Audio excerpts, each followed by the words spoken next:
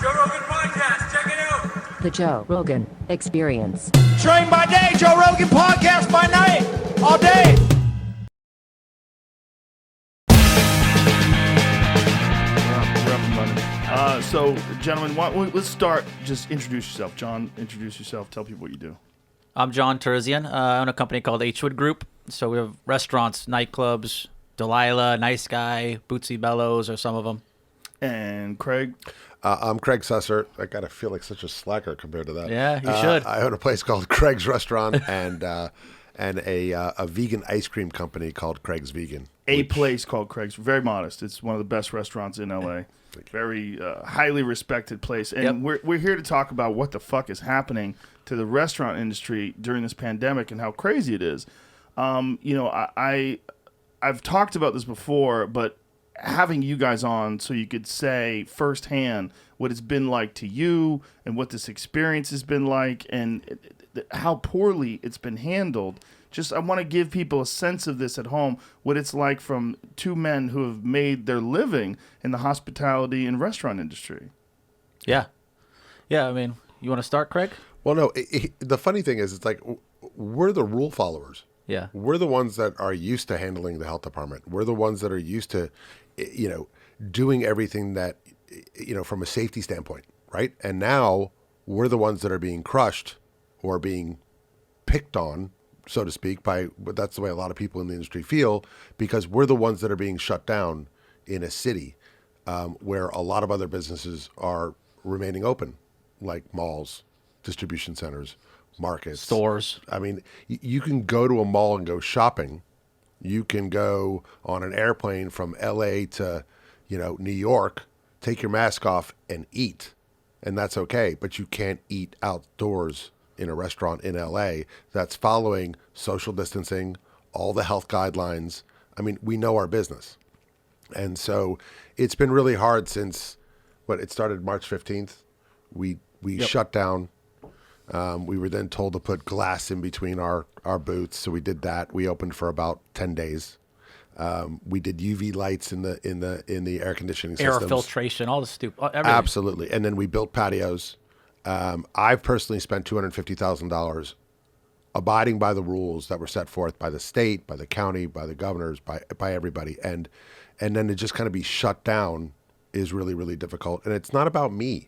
And it's not about my restaurant, and it's not about John. It's about the employees. It's about the dishwashers and the busboys and the servers that live day to day on the money that they make at the restaurant. It's their livelihood. It's how they feed their families. They send money back to the countries that they came from. This is a larger issue. And the reason it's a larger issue is one little restaurant like Craig's, we have 90 employees. A furniture store might have 5 or 6. So when you shut down an industry like that, it really has a huge economic impact. And then it has a social impact because we all love to eat. It's the one thing we have in common. We like to get together as people. I'm a giant fan of restaurants. I mean, it's one of my favorite things to do is to go out to eat. And living in LA, it was so frustrating. It was bizarre. It doesn't make sense. Now, when you guys get the orders, when they tell you what's shut down or what's open, is there anyone you communicate with? Is there anyone that's involved in government that you've had conversations with? No, that's the issue. That's the biggest issue that we have is they refuse to communicate to any of us. And I can't quite figure out why. We hear about it on the news. We've joined with about 40 other like main owners, that are all in the area. And I think it's the one thing that's kind of a silver lining in all this is that we've all teamed up to kind of like try to figure out what's going on. But we find out about it from the news, and we have to just make these moves within 24 hours. It's absolutely absurd. And we've reached out. I've reached out to Newsom. I reached out to Garcetti, and they do nothing. They put you on phony task force. They lie. They have no idea how serious this is. And I commend you for having us on. No one else wants to speak about it. Everyone's too scared of backlash. But what backlash? I don't think they understand that I think LA people is crumbling. Right. Yeah, I think people are thinking it's black and white. If you say anything somewhat negative, they view you as you're anti-government COVID, you're wanting to kill everybody, You're and that's a not the science case. denier, right? Yeah, that's not the but, case. but that's cruel. not the issue. So we're not denying that there's an issue. We're not denying that people are getting sick. We're not denying that we all are in this together. So how do you do it well? How do you do it smartly? Where should we be spending money? A perfect example is they're doing rapid testing in certain areas.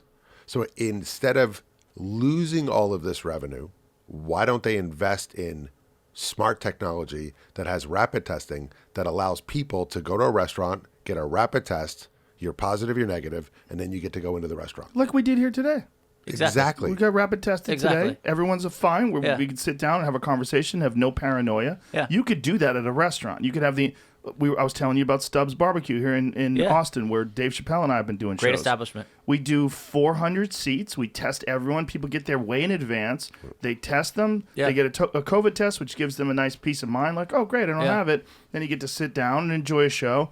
And the place is packed. And so the business is making money. Everyone's having a good time. It's possible. Well, that's what a lot of people are doing in LA, right? So they're having parties in LA, and a lot of them are doing rapid testing beforehand, so everybody gets a wristband, and everybody in the party knows that everybody's negative. But isn't the mayor threatening to shut those kind of parties down? He's ready to shut water off. Yeah. And by the And way, power. he's done it. Yeah, water Yeah. and power, which we're living in like a dictatorship. I literally feel like LA is like a third world country right now.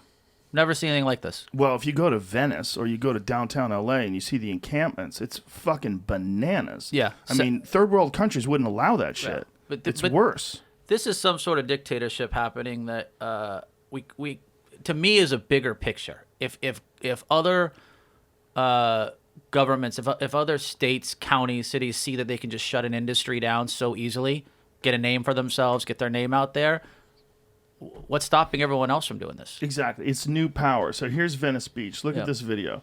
This is, this is very mild in comparison to some of the videos that I've seen. Yeah. But there's one from downtown LA that literally so Venice Beach, all the boardwalk, that whole Yeah. area is now just encampments. Well, yeah, like Wilshire and San Vicente, it's pretty bad, Yeah, right? it's terrible. Right. Yeah, I've It's seen terrible. that. Wilshire and San Vicente's bad. Downtown LA is absolutely the worst. Downtown LA is bananas. Thousands and thousands of tents. And I don't know how they're going to put that genie back in the bottle. And now they're trying to clean up because they're trying to this is a health hazard. You've got like human shit in the streets. Like, how do we clean this? So they're trying to clean up. Right. And now activists are stopping them from cleaning up. They're like, your actions are violence. And they're holding hands and blocking cleanup crews. Like, But think about how many more people you've just added to the homeless rolls because of all the industries that have been shut down. Yeah. And people that can't feed their families. yeah. So that's the hard part. It's like, John, we all know the same people. And I actually, in my heart of hearts, think that they believe that they're helping. That's my belief. That's cute. And I And disagree it with is, that. and they Wholeheartedly. I know that, but I'm going to give them the benefit of the doubt. That doesn't mean I agree with them Yeah. or agree with what they're doing in the least. But I will give a shout out to like the city of West Hollywood, the mayor Lindsay Vorherveth, Paul Aravallo. They have been so business friendly. They're trying to help as much as they can. The permits, the ability for me to get my patio up and running. They moved in lightning speed. But I'll give you an example. I got the front patio built. It finished on a Friday, and on Saturday I got shut down. It's worthless. So what did I just spend? 60 And grand. there's no evidence that shows that outdoor dining is contributing significantly to the COVID spread. There's no evidence. They actually had to admit that finally. In court, the county has no evidence of a nexus between any sort of outbreak with outdoor dining. And how do they make this arbitrary distinction between outdoor dining and going to Walmart or like what they're calling essential? They don't.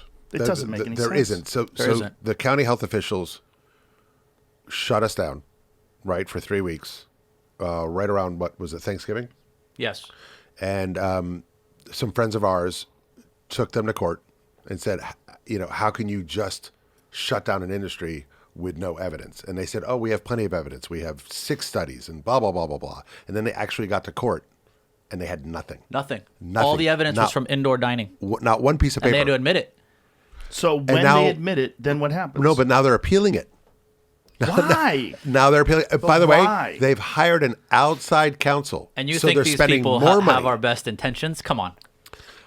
These guys, being too nice. this I guy know. Newsom wants a name for himself, and no one's calling him out, and it's absolutely insane to me. Okay, here's the number one thing that boggles my mind. You have a problem. We all agree there's an illness. Yes. Okay, the rates of hospitalizations are going up, infections are going up, but the rates of death are going down. Okay, so we have an issue. Why not get together as a community and say, you know what? We're going to grab a couple of restaurant people. We're going to grab some doctors in the field. Have a committee. And have people that have real world experience, not PhDs, not theoretical people that have real experience in the industry.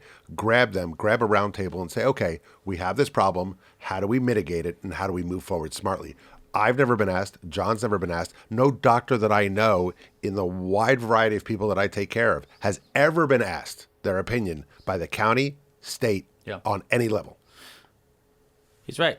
That's the problem. And I reached out directly. I have Garcetti's email. I emailed this mayor, puts me on with some random person from the office, then puts me on with the county. And I say, hey, get us together. Why don't you actually talk to real restaurant owners? This is when they were this is when they were going to do the curfew, right? There was a 10 p.m. curfew. And I said, where's the 10 p.m. curfew come from? Oh, well, when people get inebriated, they get looser, and then they're super spreaders at restaurants. And I'm like, okay, why 10 p.m.? It's like that's the time when people really start getting inebriated.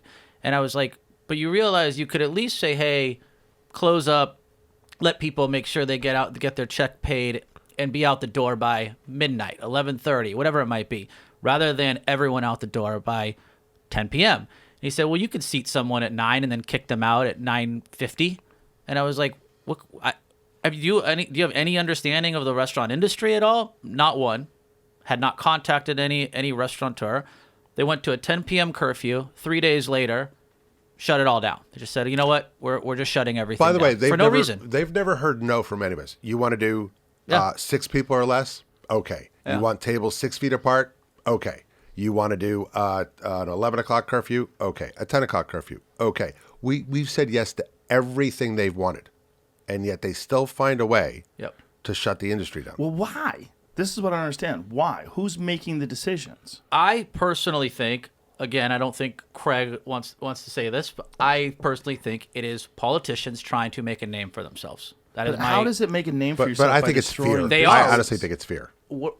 I think it's fear that they're gonna be seen as not having done something, and people are being, killed. Newsom is on the news almost every day, so much so that people get off the news, man. Like, this guy is speaking every left and right. He really thinks that he's the savior situation, and I think that is where it's some sort of political gain situation in his mind, and it's control. Like, look, they're controlling. By the way, I just found out recently, and I've been in this business for 15 years. I had no idea that we're considered independent restaurants, not franchise. We had no representation. We had no lobbyists. The representation for the restaurant community is driven by big fast food chains. Well, they have no incentive to help independent restaurants. McDonald's and all these people, which God bless them, but they're thriving in COVID. So we just get bullied around essentially because there's no lobbyists. And so we're kind of like sitting ducks in this situation. And I kind of feel like we're somewhat trying to be a voice here for the independent restaurant world. And it's not just LA. I mean, think about It's much bigger. New York and LA were trendsetters, right? The country watched what happened in LA and New York, and they followed. And now LA and New York have just completely dropped the ball, and everybody else is kind of rising up. Well, they're examples of government overreach. They're examples 100%. of government overreach without any thought whatsoever to these independent businesses. And it's a slippery slope. Yeah. How much more is that going to happen? That is a big fear. Well, it's also a slippery slope because what happens if it doesn't come back? What happens if you drive down Melrose and those things stay boarded up? What happens if downtown LA stays filled with tents? Yep. What do you do? Well, how many restaurants are going to be able to come back? I mean, like I said before, we'll manage. We'll figure out a way. And John's point, like, Governor Newsom actually did help with something. I was trying to get a back patio done, and there were a couple of health department rules, and his office did step in and said that's ridiculous. You should allow that and make that happen. And they changed a rule that benefited not just my restaurant but all restaurants. Big Newsom fan over here. No. I'm just trying to like. I'm trying to split the difference. I got you. Like I want it to be an honest conversation of I think your policies are wrong. I don't dislike you as a person. Right? That there's a big distinction. Sure. Okay. So that's all I'm trying to say. But I will say that on the reservation list, somebody's name that rhymes with spaghetti will not get a reservation. Okay, I'll do that. I mean, I will say I've spoken out about him, and we got targeted pretty hardcore, openly. They targeted you. They came. Health came every night when I finally could. Where are the permits for al fresco? Where's this? Every single night. I'm like, you were here last night. Well, we were instructed to come every night. I said, okay, that You were makes instructed to come every night because you talked out against Garcetti? And Newsom, correct. Jesus fucking Christ. And my thing is, I agree. It's nothing personal. It's their policies, their arbitrary policies. How does it make sense that there's 1 million people passing through TSA a day? I looked up all the stats. How does it make sense that we can fly here, for example, anywhere, Austin, New York, whatever it might be, and go right back in the same day with zero issues, zero checks, zero anything? Yet outdoor dining is completely shut down. By the way, this is the first time in 9 months I've left LA. Yeah. And the only reason, the way I got down here through Jet Edge, by the way, thank you for a great ride. And they were private really cool. suite. And you guys are the best. You're a big baller. You should use Jet Edge.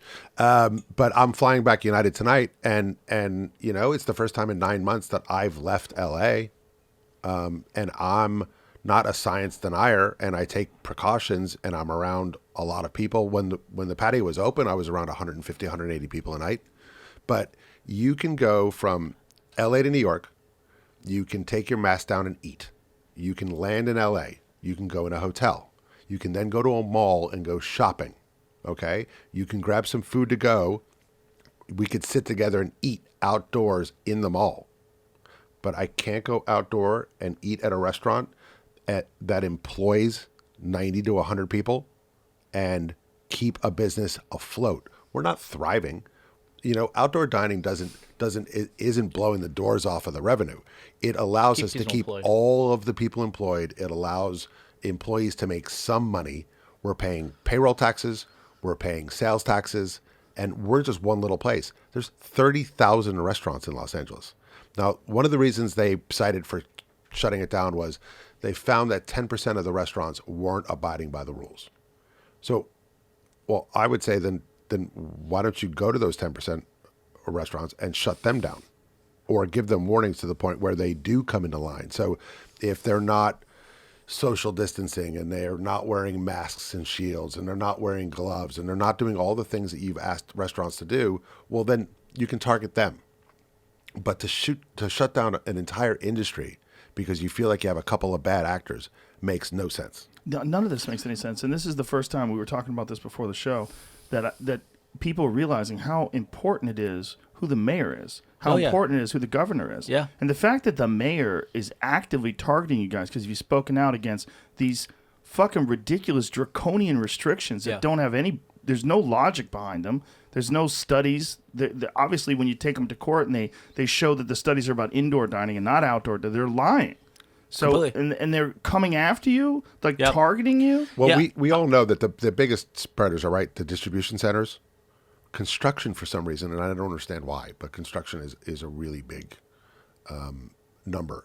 So I didn't mean to cut John off, but I was just I don't understand the logic behind it. And the thing that I keep seeing in my head is the abject fear of the employees because they don't know what's going to happen next. Right. They don't know when we're going to open. They don't know when they're going to get a paycheck, when they're going to get their tips. And we've kept on most of our people. We haven't let our people go. So it's costing the restaurant a lot of money. But it's a family and it's the holidays. And I don't want to be that guy that lets people go during the holidays. Yeah. So, but when are we reopening? Are we going to reopen? Well, if you close, Thanksgiving was a super spreader event. Well, then I guess Christmas is. Well, it was supposed to be 3 weeks, right? So are you back open? No. So that was a lie too, and they were openly lying about 3 weeks because when I would call the county, the inside that had the county is they were like it's a minimum 6 weeks. I'm like, well, why are you guys saying 3 weeks publicly? We don't want pandemonium to happen. I'm like, you realize this is the problem. There's zero trust. And when they said it, 3 weeks would have come right before holidays.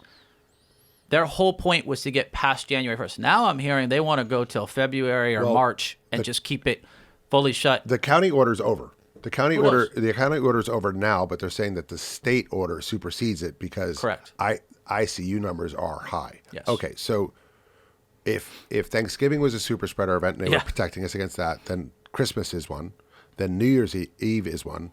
So you got to figure at the earliest, if we get lucky, March. January 20th, maybe 3 weeks after New Year's Eve would make sense if we're lucky. They have to stop lying and saying that they have science behind this. Honestly, there's no. You're not controlling this thing. You either shut down the entire country, no airports, nothing, shut everything down, literally nothing, or you can't just pick and choose what's going to be open or not. It literally makes zero sense, and I don't know why no one has thought of this or is telling them this. I can't quite figure out who's advising these guys. I think what happens is once you make a decision and you do something, it's very difficult to say that decision was wrong. Sure, no matter how stupid it is, yeah. Because if nothing's changed in terms of the virus's impact and the ICU numbers, but yet you decide to open up restaurants again, that means you're admitting that you made a mistake. Sure. Well, look at the numbers have skyrocketed. We've been closed since November 25th. The numbers have continued to skyrocket. Yeah, there's almost 400,000 cases in the last 7 days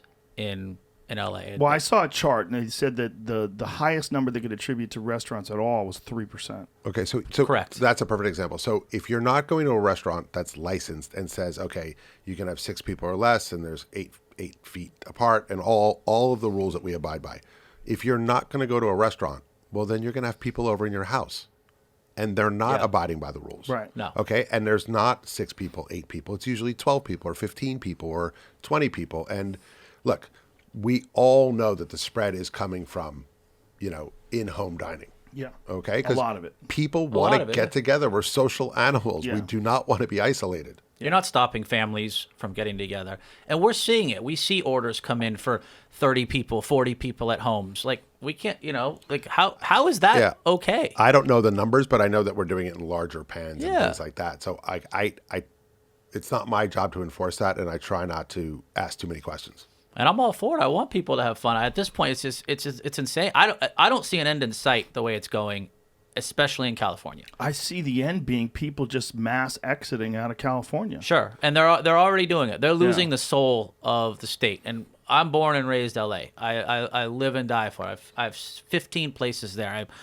I have never left, and this is the first time I'm sad about the city and state that I'm from. I have a what's real going on. fear of it never returning. Yeah. I said that to my friends back in May, and they're like, "You're out of your mind." I'm like, "I'm telling you, the foundation is eroding, and there's no plan to keep it alive. There's no plan. When they have the Comedy Store shut down, they literally wouldn't allow someone to be on stage inside and broadcast to people outside. They had tables outside. Yeah. They had these people set up outside. They let them have people outside and serve food and drinks, but they wouldn't let someone be inside on a stage and broadcast to a fucking screen outside. Right. Well, It made no sense. Zero. So I was talking to Jeff Ross last week, who's by the way, he'd be very impressed. You actually have water and coffee. He said you will find nothing to eat or drink, and Joe should be embarrassed. And I'm here to tell you.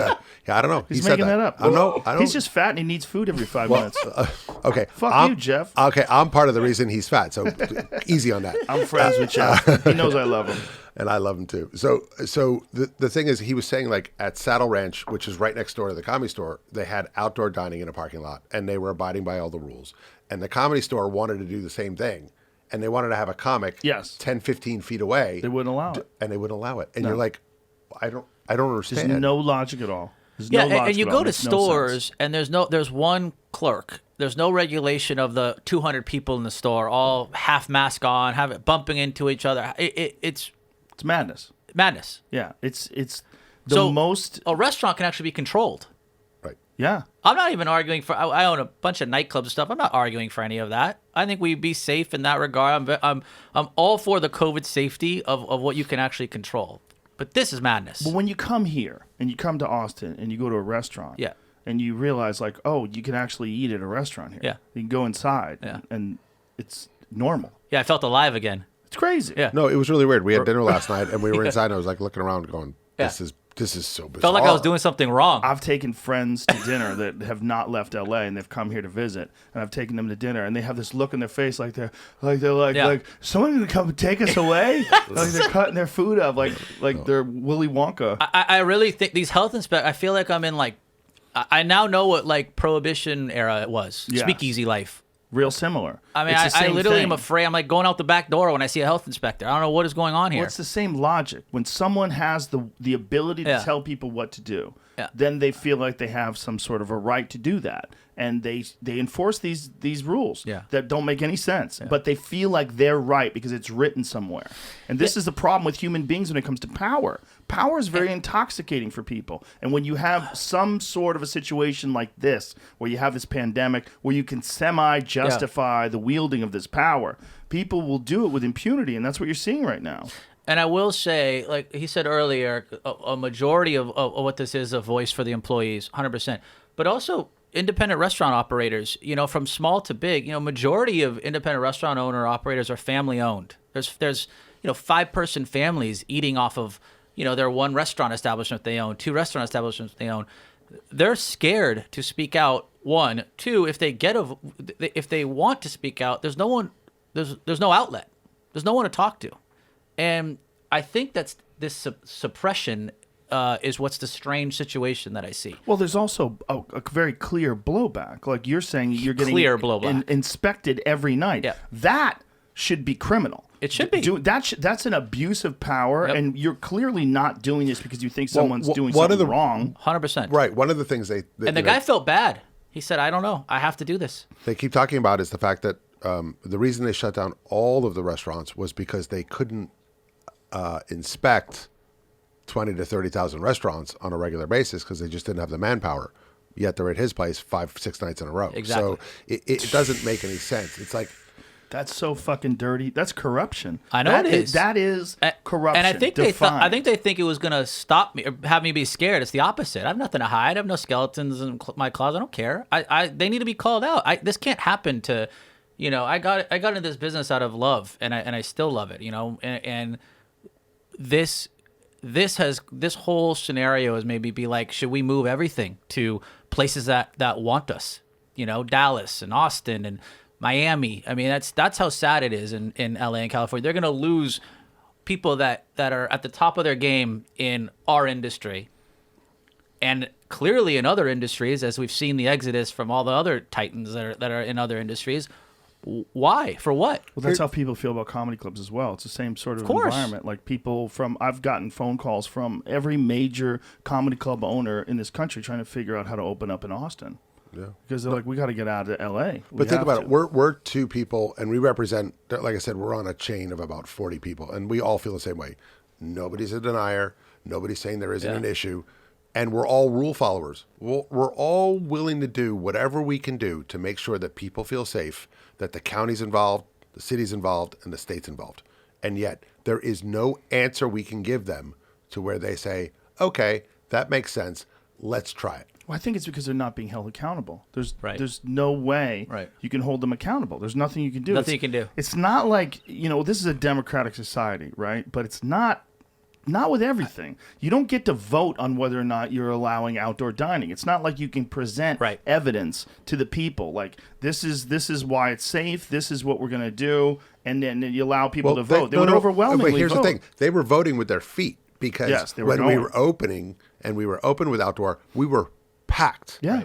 To the Packed. to the limits that we In were a good supposed way. to be. Yes. Okay. In a safe Not way. like Yes. it wasn't like insane. Right. So yes, they were voting. So and here's the thing. Besides the employees that are just like heartbroken and they don't know where to go or what to do, a lot of us are feeling separated. We're all scared. It's a really weird time. The one thing we do in common is eat. And we normally do it in a social environment. Yeah. Whether it's small, 4 or 5 or 6, or it's bigger, it's the one thing that kind of makes us feel normal. And what I think we're realizing through this whole time is that we are social animals. We spend so much time on our technology and our devices that kind of pull us apart. This time over the last 8 or 9 months has realized how much we actually need each other and how much we get from each other. what's it like being in a comedy club with 400 people and hearing people laugh and doing it together? That's a big difference than sitting in your home by yourself and being isolated and worried about a disease and just freaking out about your kids and your family and should I do this or should I do that or how am I going to pay for this or how am I going to keep my employees or how am I going to keep my business afloat? Like the stress is almost worse than the actual disease. Yeah, well, that's the case with a lot of people. The suicides are up, drug addiction's up. Mental health is through the roof. Yeah, through the roof. Yeah, there's a lot of issues. And there's vodka in this, by the way. there's vodka in that. Oh. Well, you can have some if you want. We have booze here. But the unwillingness to course correct is one of the most disturbing things about this. Like the understanding that this is deteriorating these businesses, destroying small businesses, destroying restaurants, destroying bars, destroying comedy clubs, and no willingness to course correct or make some sort of find some sort of middle ground. And LA's being impacted hugely, but think about the restaurant scene in New York. I mean, my God. it's 30 degrees there and it's snowing. And they're going outside. But at least they can go outside. They're How about that? still allowing outdoor dining. Yeah, but New York is allowing outdoor dining. They are. Which is fucking bananas. Like, why isn't L.A.? Explain that to me. I think back when this all started, when everyone thought this was like the Black Plague and this is the worst thing ever, everyone understood shutting everything down. I think now that we've seen what's going on, I don't see why they can't correct it and say, there's a safe way to do this. Yeah. Well, not only that, the disease itself, because it's not what we thought it was going to be. Correct. And particularly when you look at the deaths now, the deaths are way down low. Yeah. The people that I know that have gotten it, like including Jamie kicked it in a day. Yeah. This is not something to destroy our entire economy for. I had it, and the same way. I'm not, but it affects everyone different. We're 100%. It's definitely something to be safe about. With that said, is there a way to have there be safe outdoor dining like we've seen everywhere else? Yes.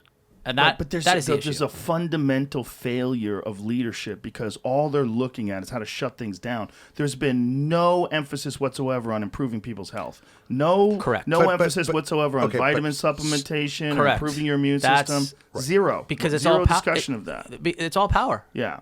So, so if the argument is we're really trying to fight the disease and we're trying to lower the incidence of transmission, Flatten the curve. Okay, flatten the curve. Then you take the the places where it's happening the most, and you get rid of those. You can't. But you don't get rid of a restaurant business where what is it, 1.4% transmission rate? Mm-hmm. Yeah, that's the latest figure I think heard. what you're saying is very important, that you guys are independent and you don't have lobbyists, because it seems to show it highlights the real inefficiencies of this system or the real flaws of this system. All you have to do is look at Chipotle's numbers.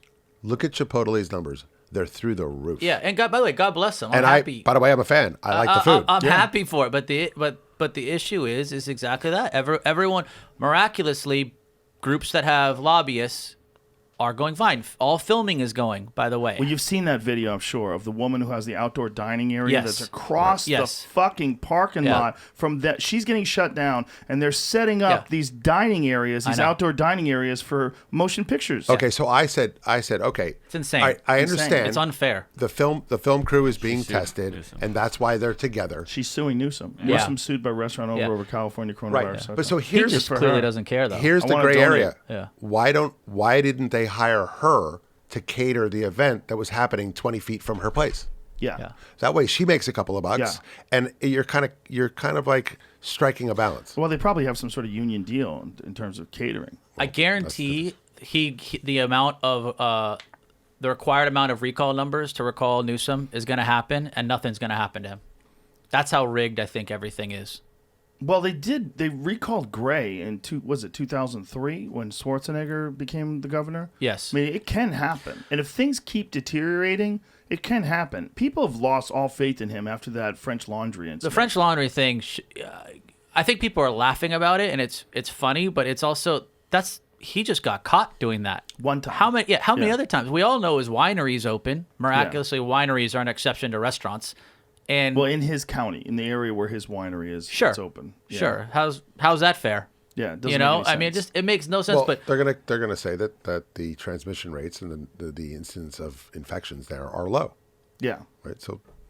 Sure. But that's what he tried to say about the French Laundry, that it's a low impact. He also area. said he was outside at French Laundry. but there's a fucking chandelier. Clearly, there's a chandelier above his Outside head. means stars above your head. That's what outside means. Outside doesn't mean a fucking chandelier. Yeah. Closed. That's a roof, bro. No, it's a roof. That's not outside. Mirrors on the wall. We see it all, buddy. Yeah, sliding glass door. Yeah. That's inside. Yeah. Looked like a nice dinner, though. Yeah, look great. Yeah. Look great. Listen, I don't fault him for eating dinner in Neither a do restaurant. I. I fault him for telling everybody else to not eat dinner and to be safe and to not do anything and to put your fucking mask on in between bites of food. At home. Yeah. And meanwhile, he didn't have a mask on at all. They're sitting right next to everybody. It's bananas. No. The whole thing is bananas. Yeah, completely carefree. I love the fact that it's not even helping them. Like with Garcetti, Black Lives Matter's at his house 22 days in a row protesting. He couldn't have tried to be more progressive. Right. It wouldn't be possible. He's bend the knee at every single chance he could. And they're like, fuck you. We don't want you. Get out. Because he's Defund got no the backbone. police. He doesn't stand for anything. He's just Yeah. Yeah, I just think the whole thing's being run by academics that don't really have any real world experience. I don't Nor know do they if it's want academics. I don't believe it's academics. I think it's bureaucrats. I think by the might be time right. they get bureaucrats in, is the key. With a complete lack of any, they have no desire to understand any Well, aspect but I of think no accountability. so the bureaucrats are being giving their knowledge by the academics that have no real world experience. Yeah, I don't even think they're getting knowledge from the academics. I don't. Really? I think they're just looking agree. at statistics and they're making arbitrary decisions. Yeah. And I think here's the problem. There's no real consequences. I think if their income was directly related to the amount of income of their county or of their city. They're all getting their paychecks. The board of supervisors that voted to shut down dining are all getting their exactly. paychecks. By the way, good example. Supervisor Cool Right. is the single-handedly the one that actually put the nail in the coffin for the shutdown. What does she do right after? She goes to a restaurant. Yeah. For lunch. Literally ate out the day she made the decision in an outdoor restaurant. The in Santa most Monica. dangerous thing you can do is eat And- at a restaurant and then went and ate at a restaurant. Did she? Well, that's what's so bizarre about this. With what happened with Burks, like she resigned now. She told people. I think she's going to help with the Biden transition and then whatever. Is that what she's doing? I thought she quit. I thought she just me stepped too. down completely. Yeah. I think she stepped down completely because the blowback's been pretty substantial. Yeah. Told people not to go anywhere, don't do anything, Yeah. don't go see your family members. Then went to go see your family members. Yeah. It's across the board. They're all doing it. They all say, "Do as I say, not as I do." Yeah. How does that make sense? Fucking bananas. It's this is really clown world. Yeah. It's like And watching again, this happen. The people that are paying the price are the people that can least afford to Yes. pay the price. Yes. And Yes. that is the people that are lowest on the rung, the dishwashers, the busboys, the waiters, and Buying Yeah. retirement. After Yeah. Biden. What day Yeah. is this? Yeah. This today? yeah. Retirement. Yeah. Eyeing it. Uh-huh. Okay. Yeah. Good call. It's like Garcetti came out saying that LA needs him, so he's choosing to not go to the White House. Sure, Oh, buddy. that's hilarious. Yeah, sure, buddy. Yeah, Well, dude, they're protesting outside of your house. LA will 22 pay you to days be in a gone, row. dude. Yeah, that is a very unpopular mayor, and just a weirdly incompetent person. Yeah. like the way he communicates Completely. even is incompetent. It's just Well, no there's one relates to that. No. Even the way he communicates is like it makes you realize what a fucking low talent pool it is. Yeah, it's, in terms of like the people that want to be mayor of LA. Oh yeah, it made me sad. I'm like, it makes me want to run. I just don't You want to get should involved in run. that. You know, I Well- mean, it's like that is the issue. Yeah. It's like this is who we have. Yes. That's our leaders. This is our only I options. never gave any consideration at all as to who the mayor was. I never thought about it. I just like, oh, the mayor, what's his name? Garcetti? Right. Going to the store. See ya. Going to this restaurant. Going to Felix. I've never 100%. thought, like, it's so important Yeah. that you have to, like, scrutinize every potential decision they could make because if something goes wrong, if the shit hits the fan like it has, those people, these fucking incompetent morons Right. that don't have, there's no consequence whatsoever for their poor decision making. Right. The only consequence is they might get voted out in a few years. That's it. And they here's- don't care. But here's the funny thing: it's like the city of West Hollywood. Everybody on, from the mayor on down, they're not in favor of this, Right. and they want our the restaurants city open. of West Hollywood has been excellent to They're the comedy fantastic. store as well. They're Okay. fantastic. Yeah. They They've just have no. they've They don't been have the great. power. Yes, they don't have They're the getting and shut the out. city of Beverly Hills has voted. They voted against shutting all this down, but Right. they just don't have the power because they are run by Right. the County Health. Yeah. I think that's the issue is the abuse of power you said earlier. It's like to me, it's because it's affected our personal industry so much, it's been eye-opening on the local politics, up to state, basically. And I think that's the bigger picture, is the fact that this can actually happen. It could happen to any industry. It could happen to anyone if they can flex this power when they need to. Yeah, and I really do think it's a small amount of people that are responsible for this. I really do. I think it's a I do small too. amount of people that have made poor decisions from the beginning. Yeah. But decisions in the beginning that probably they thought were good decisions that we all would have agreed to, because we did think this was going to be the plague. We thought this was going to wipe out a giant percentage of our population. It turned out to not be that. Right. But there's been no course correction, and these people have dug their heels in, and now they're exercising this newfound power that never existed before. The mayor's never had the ability to shut down entire industries. The governor's never had the kind of ability that they have now to decide who goes to school and who doesn't. I frankly don't even know how it's legal now. It's probably not. I mean, they could keep citing public health, but I'm not sure what the threshold is for it to be legal for them to actually shut down. Well, you would stuff like think this. if you're going to cite public health, you would need a mountain of data to support your position. 100%. Well, that's before what you I can don't make this know. life-changing decision. So the county single-handedly decided to shut down restaurants. They said they had all this data. They went to court. The judge said, "Show us the data." They came back with nothing. Right. Okay? They lost. They're Because now they showed data that was from No, there was no inside data. dining. They There showed was indoor. no one piece. They got caught. Yeah, it was indoor dining. They got caught doing that. So yes, one Okay. piece, but it was indoor. and now they're appealing the ruling using an outside law firm that Right. doesn't even work for the city. But why would they appeal the ruling? Because they don't want to Because of what admit- you said is they're not going to admit the because wrong. if they admit Yeah. that they're wrong, then they could be held responsible. If someone sues them, if all the restaurants got together and sued them for the lost wages and Sure. for destroying an industry, it would be devastating. The only way they can stay afloat is if they maintain this position that they're doing it to help people. And then they said, the big thing John and I hear, and yes, it does help a little bit, but at least we left you with, food to go and delivery. That does not help. That is complete BS. But that's a lack of God bless understanding about your Craig's for business. making money on it. You do not make money on delivery and to go. It's a lack of understanding of Completely. the business. Yeah. Well, it's also a lack of understanding of the margins that a business operates on when it's a restaurant, even if you're full every night. Right. So if you But look at it, the delivery services win. Postmates and DoorDash are winning. Yeah. So Not doing if well. you look at it, you've got 30% food cost, you got 30% labor cost, you got 20% for rent, utilities, incidentals, insurance, all that other stuff. So at best, with no mistakes and everybody doing everything perfect and the refrigerator not breaking or the plumbing not breaking or any of that stuff not happening, you might be at 12% profit rate, right? Yeah. But then Maybe. Postmates, DoorDash, they come in and they take their piece. 18%. So you're losing on a good night. Yeah. There's You're no just- shot. you're There's no just- shot of making money. You're just kind of stemming the bleeding. So Postmates takes 18%, and you need 15%. Like if you're at full capacity, you're getting 15% profit, and then Postmates takes 18, so you're losing 3. At least. At least. Jesus Christ, that's crazy. That's why this last round. I mean, God bless Christ. We stopped everything except for one of our barbecue, our slab place.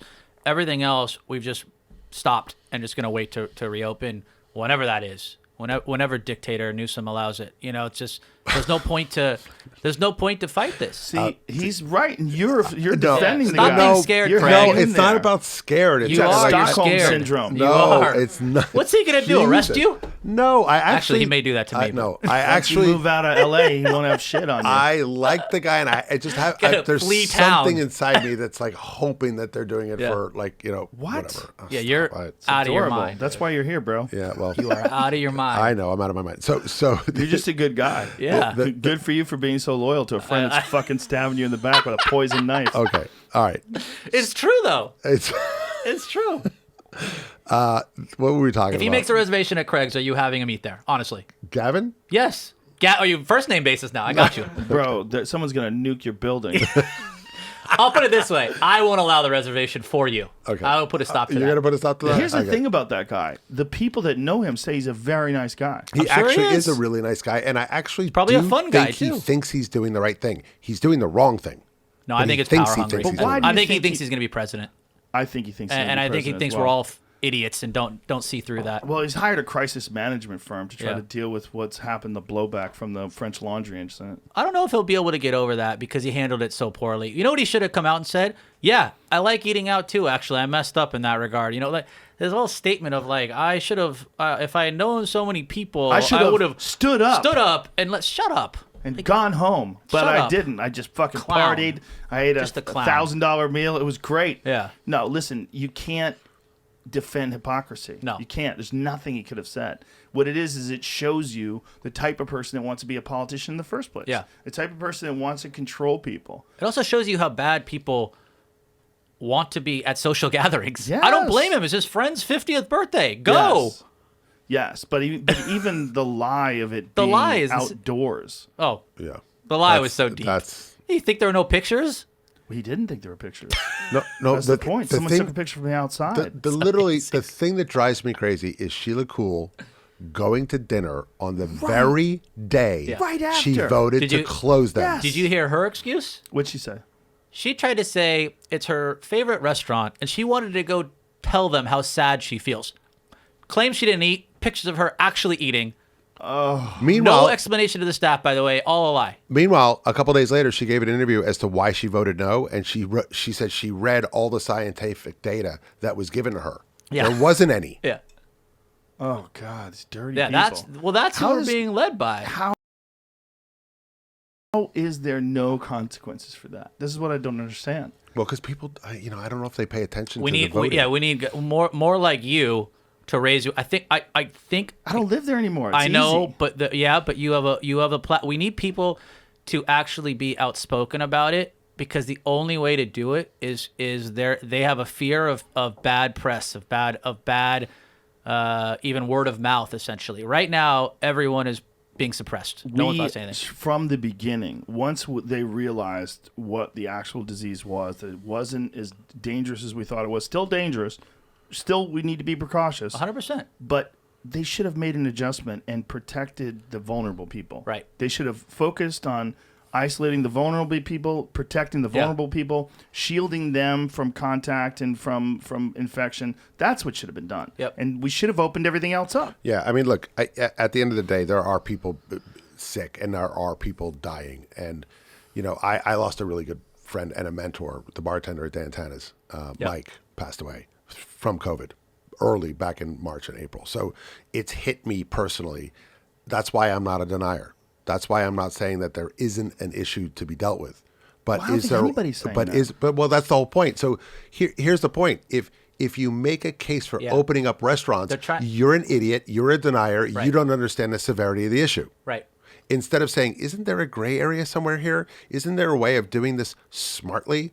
Why aren't we investing the billions of dollars we're losing in tax money into testing efficiently so that these venues can open? Yeah, Well, I tests think everywhere. there has to be a consideration for the negative impact on these businesses and the health consequences of people being out of work and the mental health consequences, the Yeah. drug addiction, all the things that go along with it. You can't just look at the impact of the numbers. You have to look at the impact on the community. Right. You have to look at the impact of what's the long-term health of the culture. Like, you're destroying an immense part of the city. Going out to dinner is a huge part of people's social life. They're like, what do you want to do? Let's go to a 100%. restaurant. People love it. It's probably one of the number one things that people like to do. Get together with some friends. Yeah. Have some wine. Have some food. By the way, it was about the only thing you could do in, it was July, August, September, October. It was about Outdoors, the only yeah. freedom you had is Yeah. to get together with your friends and go out to dinner. It was about the only thing that was normal in Yeah. your life. Yeah. I mean, you've got to miss all your comedy friends living down here in Austin. You've got to miss all your community back in LA. a lot of them are moving. They're all here. coming. Yeah, they're I all don't blame coming. them. It's Well, like I would everybody's keep trying a to few figure out. a way out. I keep Saget out. I would keep Oh, Bob. Dice.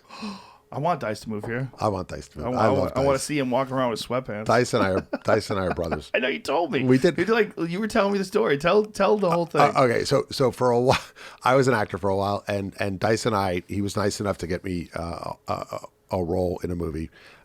Everybody says, "Dude, I'm going to hook you up." Nobody ever does. Right. But Dice did. Which one was it? Fort Fairlane? It was with, God, Don the Dragon Wilson was the lead. Oh wow! Yeah, that's how big a movie this was. So anyway, there it is, right there. Whatever it takes. there you go. Yes. Wow! Wow. So Dice and I, we do the movie. He's at dinner with his parents, and he says, "I don't have your name in my phone." And I'm like, "Susser, S-U-S-S-E-R." He goes, "What kind of fucked up last name is that?" So he puts it in his phone, and right then his mom's like head jerked up, and she goes, "Susser, you know an Al?" And I go, "Yeah. Why?" She goes, "How well do you know him?" I go, "I know him pretty well." She goes, "You know he's got a tattoo?" I go, "Yeah." She goes, "What's the tattoo?" I said, "It's a heart." She goes, "What's in the middle of the heart?" I said, "A name." She goes, "What's the name?" I said, "Jackie." She goes, "I'm Jackie." My dad. That's insane. No, it's insane. 3,000 miles away and 40 years later, my dad was dating her, got called up in Korea, figured he was a paratrooper. We figured he wasn't making it back, did 7 jumps in Korea, and comes back, meets my mom, 3 weeks, gets married, never sees Jackie again. Oh, I thought maybe you were Dice's brother or something. So Almost. that's why Dice calls me Pretty his sick. little brother. Wow! But by the way, that's also why my dad said, "Don't ever get a tattoo." But still, you didn't have a tattoo. But if he didn't have the tattoo, you wouldn't have the story. Yeah. and That's they a good wouldn't point. find the connection. Dice There's is no great. way. It would have probably taken a long time Yeah. for you to figure out. That's a movie, by the way. connection. No, and It I is. remember back in the old, like when I started at Dantana's, I mean, that was the Sam Kinison era. I mean, Yeah, like you that's tell me when that, too. That's when like it was bonkers. I Like, missed that. late I missed 80s, all early that. 90s, and he was on fire. Yeah, he was an animal. He was. By the way, the way he lived on stage is the way he lived in They real life. fixed a bullet hole in this. I was furious because I went there. They cleaned up the Comedy Store when everything was Yeah. booming over the last few years and it was Yeah. killing it. They fixed the back sign because it was cracked and there was a bullet hole in it. I'm like, what did you do? That was Sam Kinnison's bullet hole. Sam and Dice got in some sort of an argument. So Sam shows up, pulls out a gun, and shoots a hole through the fucking sign. And to this day, the bullet hole in the back is there, but they fixed the cracked sign. I'm like, why would you fix that? Yeah, that's awful. Sam That's Kinnison's history. bullet hole. No, I know, But but- that's how wild that place was. He was pulling out guns and shooting signs in West Hollywood, in the Love that parking era. lot. My only hope, my only thing right now to stay positive is that whenever this comes back, it's going to be off the charts again. It's going to be nuts. Roaring 20s-ish. It will be the Roaring 20s Let's hope. of the 2000s. Yeah. Yeah. I No. think it will be. It's just like what's going to be. When does it switch over? Is it the vaccine? Is it people relaxing a little bit? Is it more testing? Like you don't hear much about Singapore, Thailand. Like they've got it under control. Well, New Zealand has it the most under control, but also, obviously they're an isolated island. But I have friends in New Zealand. They've stopped travel. They're fucking partying. I Yeah. mean, they have no masks on. They're going to Yeah. restaurants. They have no cases. They've done the best, but they live on an island, and there's only 4 million plus people. Right? On the Are they island. allowing travel to and from? I don't believe so. And I think if you do go, they're very strict quarantines. There's a girl who just got arrested. She's a teenager. She violated the restrictions in the Cayman Islands, and she's going to jail for 4 months. Yeah, it's insane. They have a 14-day very strict quarantine, and she went out, and they're like, fuck you.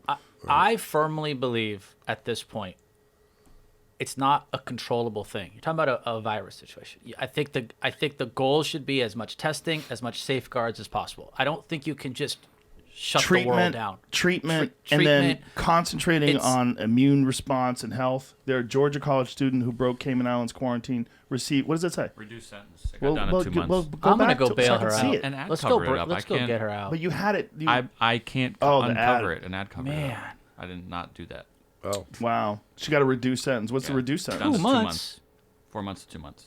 Okay. Still 60 days. Well, that's we should offer her a job when we reopen. I want to go break her out. Feel bad for her. I don't. That's crazy. I mean, though. look, I don't think she should go to jail, but Yeah, it's crazy. they should scare the shit out of her. Like, Yeah. you can't just go out. Like, what if she got it? What if she spreads it to this community that doesn't have it? They've got a quarantine rule. They do. Follow the fucking rule. No, if you here- want to go to the Cayman Islands, it's 14 days. But here was the rule. We knew that flying down here, we were going to see you. We were going to get tested first, and then we were coming in here. We agreed to it. You have to agree to certain common Yeah. sense. You know, like if the county came back and said, "Listen, we've kind of rethought it. Why don't we reopen it like 40%? Social distancing, distance the tables, have shields, and let's see where we go." we would all be in. Yeah. Yeah.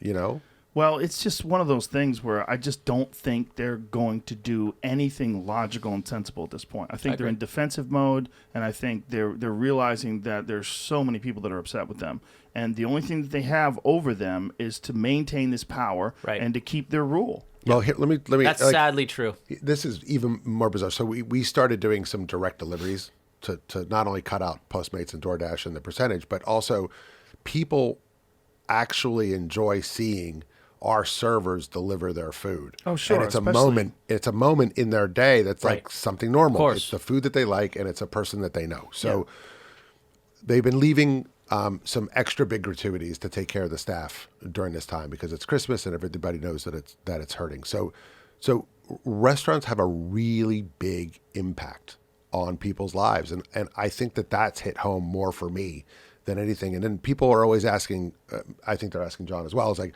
what can we do to help you while things are, and I'm like, order food, order wine, order T-shirts, order Craig's vegan ice cream, order any of the products that people have, and keep the restaurants alive until we can get past this moment and get back to operating. Because as far as I know, I think 70 to 75% of all the restaurants have already closed. Yeah. And I'm not sure how many Is are it coming really back. that much? Yeah.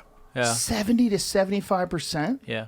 And I really don't know who's I think there's going to be very low comeback rate. Jamie, what is it like in Columbus? Close day of 10 p.m. curfew. It's like what we were talking about earlier. It's boring, not good. No one likes it. Everyone's. You know what's 10 why? p.m. curfew, but do they have indoor dining? I can't confirm that. I don't think so. When I was there in July, yes. I don't know about now. Florida's wide open. Florida's crazy. You Florida's can do a fucking arena there. It's insane. Yeah, they don't give a shit. They don't care. But what are their cases like? Lower than California. What? Yeah. But really? Yeah, but look, they have 25 million people. Florida, California's 39, 40 million people. That's not that big of a difference. I agree. I mean, I agree, but they have a lower case situation. Now, it's run through Florida. You know, they had it. They were hit months ago, so it's a little bit skewed. But I think that's kind of my point. Is that I don't think you can I don't think you can just control it. I think you stop this thing. I think you have to just do a minute. Well, there's a Dutch study that just came out that said that the more you close, the more you force people you're forcing together people. in unsafe areas. Alex Berenson, who was on the podcast yesterday, used Yeah. to write for the New York Times. That's his argument, and he's pointing out all the instances of places like California that have had the most strict lockdowns, but have the worst numbers. Oh, yeah. They're like you're literally forcing people into the worst environment possible Correct. to keep the spread of the virus down. You're forcing them together. Yeah. Right. And you're that's a smart analysis. I don't know why that isn't more out there in our, you know what I mean? Like, no one wants to be objective about this. Everybody has an opinion. They start with it, and then they dig their heels in. Yeah. Well, And they don't. I would say I'd be the first one to say, look, of all the draconian measures that California has taken, if it had knocked down the number of infections, I'd have been okay. yeah. I'm wrong. 100%. I'm an idiot. You were right. Right. I'm sorry. Okay, it was worth it. 100%. But it hasn't.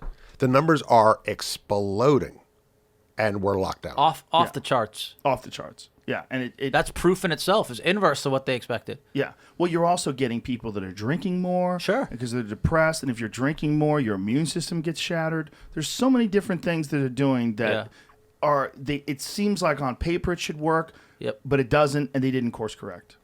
No, and 100%. then we're being forced. Not only are we out of business, we were forced to spend a lot of money, through all of these different measures. Yep. So not only weren't we making the regular revenue that we were making, we were then spending money that we were supposed to spend. Then we were cut in half. Then there was a curfew, and now it's just like How about no one's talking about there's no plan to reopen? no, By the way, I get city officials calling me, asking me if I've heard anything. What? Yeah, they want to know if I'm hearing anything in the From wind. who? Because you're friends with Gavin? Because Can you call Gavin? what's up? with the first name basis thing? Call him up. I can't. I don't even have his Mr. email. You're about to, You're you're about to call him by a nickname. No, Good old G. Stop it. If you see him, does he say hello, Craig? Does you shake your I'm hand? just not Does he making see- it personal. Be honest, he has your he friend? ordered some vegan Is he your ice cream? Is friend? that why? Like, That's if you see I'm him. just not making it personal. You But if guys you are making see it him, personal. Does he say hi, Craig? Like if I see you, I'm gonna say This hi, is Craig. a good question. I haven't actually asked. Like if you say if someone says, "Are you friends with Joe Rogan?" You could say, "Yeah." yes, I'm your friend. If you see If me, you saw me walking by a street in 2 days, would you stop and go, "Oh, yes, hey, Greg"? Yeah, I think yes, you would. 100%. Just like good old G would to you. No, now he's First G. of all, Jeff Ross has spoken so highly of you I love for Jeff. so long. we've been friends for 25, 30 years. And everybody loves your place. Like your place is one of the most beloved restaurants in LA, for sure. It's home for a lot of people. It is. It's that whole vibe is what I'm talking about. We live in a crazy world, even in normal times. Yes. So to get together, to have a good time, somebody may sit down, and across the way is somebody that they know, and it's a party, like a cheers. and it's fun, and it's personal, and it's all that good stuff. And guess what? We've all risen through the ranks together. Well, it's also, it trickles down from the top. Like you've developed this environment where you have this friendly, family, fun environment. Well, and that's one of the reasons people why gravitate towards we it. didn't let anybody go during COVID. We've let the busboys on furlough and the bartenders, but we've kept everybody else. So, Austin Travis County moves to stage 5 COVID-19 restrictions just ahead of Christmas. What does that mean? Just announced this. Wow. Just today? Yeah, Breaking. So does that 20 mean that? minutes ago? So does that mean like Restaurants everybody's moved to 90% capacity. They might not allow people in them. They're saying Really? contactless. They're suggesting contactless delivery only. Maybe Newsom flew Suggested. here. They're not forcing them to shut down. So I was just trying to read so I could explain Yeah. it to you quickly. But I feel like See, the suggestions California are officials great. came in. No, Yeah. I might actually shut away. down. I actually think that the thought process is like let's away. let's knock this down for Christmas and New Year's, and let's just see if we can slide Sure, by. I just don't think that that's the way to knock See, it down. yeah, Austinites are advised to avoid all gatherings with anyone outside the household and avoid in-person dining and shopping. Businesses, including retail and restaurants, are recommended to only operate through contactless operations such as delivery, curbside service. they may have a curfew. Dun, Doesn't say if they dun, will. dun. Look at that guy. Paranoid. Knows it's coming. Yeah, he does. He's like, oh, man. They're gonna hate me. Yeah. I don't think they really know how to stop the contact, particularly when it comes to the holidays. Of course they don't. I just don't think they know. Yeah, and they don't I want think to all admit this that. they're throwing. Janet Zuccarini from Felix said it Yeah. best. She said, I think they're throwing a bunch of shit against the wall and hoping it sticks. Right. Well, what did Alex say yesterday? What was his advice? What would he do if he? He was said in the power? lockdowns are literally the worst thing we could do. It's terrible for children. Children not being in school is devastating for them socially. It's devastating for their emotional growth. He's like, this is devastating for the economy.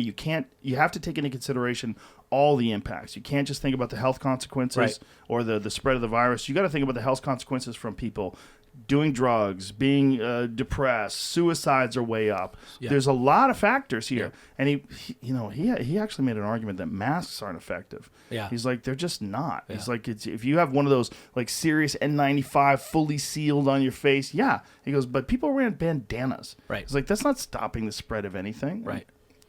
You know, Yeah. but it keeps people from thinking you're an asshole. That's Sure. the best thing about a mask. Sure. Like, oh, that guy's got a mask. Yeah. He's trying to do the right thing. Right. Yeah, So, yeah. like I said, we're both rational human beings. Like, tell us what to do, tell us how to do it, and we're going to do it. Yeah. And the problem is, we go through all of these exercises at, the expense is enormous, and it's Yeah. not helping. Yeah. That's what's so. Yeah, we've essentially rebuilt restaurants outdoor. Our own Yeah. restaurant, we've basically rebuilt outdoor. Yeah, that's what Felix did in Venice. They took Yeah. over the back parking lot area, and it was nice to be able to go there and eat. That's what we did at Delilah. Everybody It's been begged me to amazing. open up a second Craig's, and I did it right outside the first one. Yeah, Crazy. I mean, it's nuts. that's the issue. How imagine a world where everything comes back to normal. How long does it take for these 75% of all restaurants to return? Does that ever happen? Well, it takes a lot of investment, right? So A lot. you need a lot of capital to get started. Yeah, I so, don't think people realize how much it takes to actually reopen these places. Okay, so in order to keep the restaurant open and to keep our employees employed and not furlough them and not let them go, we got some PPP money back in May that lasted 6 weeks, and we used it. 80% of it was for payroll labor. I've reinvested almost what I invested in the first place 10 years ago to keep the restaurant open during this time. So it's not even. It's. I think you got to reorder inventory, reorder It's everything. a tremendous amount of capital just to kind of get started. And then it's not just the capital to get started. It's you need a little bit of reserve in the bank because it's not linear. right? You open, you get busy, you have slow nights, busy nights. Right. You're not, things aren't happening as efficiently as they should be. But once you get up to 8, 9, 10 months, the restaurants are efficient. You're rolling. There's not a lot of waste. People are doing things well, and your costs come down, your profits go up, and then all of a sudden you've got a business, right? So there's going to be a lot of people that are going to gravitate towards their favorite places because it's like, it feels like a hug, and that's like, oh, thank God I get to go to this place or that place. Fine. Order your favorite dish. Right, exactly. See your favorite waiter. And then you're going to start to try the newer places that are coming back out. So how long will it take to get back to years? I mean, yeah. Years. See, I have a feeling. I have a gut feeling these officials just. I think they really don't think highly of our industry. I think they think there'll just be another restaurant that opens anyway. There's another. Well, that's what Trump said in the beginning. I wanted to. That was such a crazy statement. Yeah, it's like The restaurants would be open. Maybe it'd be a different owner. Like, what the fuck? Really? Are you Welcome saying? to my life. I've been doing this for 30 it's years. people's livelihoods. Yeah. And I think that's the part that people really need to understand. It's just, and to your question, I think a lot. It's it's going to take the strong ones to survive. It's going to be tough for most to survive. It's going to take the really super successful ones that have a lot of capital. Have a lot of capital, or just are going to have if there's a will, there's a way type of attitude. Like, there's nothing stopping me from having our places reopen. Will it be a challenge? It's not easy, but I think it's going to weed out a lot of people. And I think there's a lot of people, sadly, they're going to fall by the wayside, unfortunately. It's just so strange that you guys who own successful places aren't given any information. I can't imagine that. None. I can't imagine that. Zero. It doesn't make any sense. No, I literally call people and go, "What are you hearing?" And they're like, "What are you hearing?" And I'm like, "Wait, what? You're the one that's supposed to be hooked in." And I'm like, "Okay, it's nuts. I'll call you if I hear anything." Like we got shut down, and we had no previous warning. No, we're on the news. But yet, all these other places that have been proven to be the things that spread the virus the most, they haven't shut down. Correct. And that's the big question. Correct. Is it lobbyists? Is it money talking? Is it whatever it is? It's insane to me. So do you think it's one of those things where they feel like they have to do something that shows they're trying to stop the spread of the virus? Yeah. Even though it's not effective? Yes. At least they can Good show they're buzzword. taking steps. And then they can say, this virus is out of control. Yeah. And they take the weight away from their own decisions. And they just say, look, this is just a dangerous virus. We need more restrictions. They don't take responsibility for the fact the restrictions they put in place have been totally ineffective. Correct. I think that is definitely a big part of it. I mean, at the end of the day, the virus's job is to spread, right? That's its job. Yeah. It's to go from host to host to host. So just by shutting down certain industries and not shutting down other industries, I don't think that that's an effective way to do it. And I'm afraid of what the next one is. Are they going to keep coming up with, Right. oh, we got a new strain, we got a new There's COVID. a new strain right now in the UK. You've seen that, right? Yes, and I know the media plays it up, and it's like, so every year, is there going to be, are we able to just shut down? Is that going to be the new thing? Like, when does it stop? The thing is, I think, like we just touched on it a couple minutes ago, that we've taken away that moment of getting together with your friends and having a couple of laughs and forgetting about the world's problems for just a minute. Yeah. That social interaction where you have your favorite meal in your favorite place, and even if it's socially distant, and even if it's, all that stuff is all on the table. They've taken away all of those moments, and I don't know what it's doing to our, psychology. I don't know what it's doing to our brains, because we're not allowed to see our friends. And then what I've had to come in, and I think we've touched on it, is there are some people that are like, oh, I'm coming tomorrow, we're great. And I'm like, okay, cool. And then there's other people I haven't seen for 7 or 8 months. Yeah. And I just check in on text, and I'm like, I don't make a judgment. That's what you feel comfortable doing. And I've had to become okay with it. In the beginning, I started to take it a little personal. Yeah. But now I'm kind of like, okay, that's dividing a lot of your- friends and families. Too. That's your level of comfort. Okay, cool. I get it. But yeah, it's dividing a lot of people. There's some people that we were supposed to see over Christmas that I'm not sure they're going to want our family over because I'm down here doing this show. But if you get tested when you go back to LA, that's not going to be enough for them? Yeah, but I mean, technically, I guess you're supposed to wait 5 days after, taking a commercial flight. But I you've will come get down tested. here and you've come in contact with all people that have been tested, all people that Right. showed negative. Right. Then you're going to go back and you'll test negative. Right. You tested negative here, and they're still not okay with that. Some people are, some people aren't. But you have to go to the supermarket and stand right in front of that cashier and not have Ah, any idea. Will Gavin be over for the holidays? So that's, Your buddy? you're getting really cute. Your homie You know what I got Gavin? to do? I got to buy you a razor. Tell him to come That's what I back. got to do. I got to buy you a razor. I lost this a bet. new? Yeah, I lost a bet. That's Lost a all weight new. loss I've bet. never seen this, by What the is way. the bet? I lost this. I bet one of my best friends. We had this weight loss challenge thing that we did. It was all we do is bet each other, and I lost. Well, that's a hell of a manly beard. But by the way, Keep it. so is the weight. good. I like it. So is the weight Gives me loss some edge. challenge. Who does a weight loss challenge amongst a bunch of guys? All we do is bet each other and stuff. This is what happens during Oh, COVID. look at you. Oh yeah, See? clean shaven. Look how handsome missed he I is. those like you days. better with the beard. I'm going to tell you what. You Gives look me a little better. more edge, right? He's a little swarmy, don't you think? Don't trust that unsavory character. He's opening. What can be done that's not being done in terms of like the people listening to this? Yeah. I mean, is there anything they could do? Could they reach out to anybody? Is there a way that we can organize where there can be some sort of some sort of impact from the people that are hearing this right now and listening to this and furious? Yeah. I think Craig said it earlier. I do think it's important to order, to keep supporting the restaurants you love, the local ones, especially the ones that you love. I think that my goal is to have people in their mind understand that it isn't as black and white. If you challenge this shutdown, you aren't saying you're anti-COVID safety. You aren't some big bad person that wants, this thing spreading. It's quite the opposite. It's taking an intelligent approach to how to actually have an age-old industry keep going. And in my opinion, I think people need to have that mindset more and more and speak out to whoever. I don't know if there's a direct way to do any of this. There isn't an easy way to have a voice. I think the key is just having people's mindset change, and as much as they can spread that, I think that's important. I think it's really important to contact, we're so used to paying attention to the national politics. Yeah, local. That I think the local politics have become really, really important. So reaching out to the LA County commissioners right now, if I literally canvassed 100 people, I guarantee you they probably wouldn't even be able to name one. Right. And those inboxes need to be filled with their emails. They need to get annoyed. They need to be able to call them. They need to be able to say, look, we're not science deniers.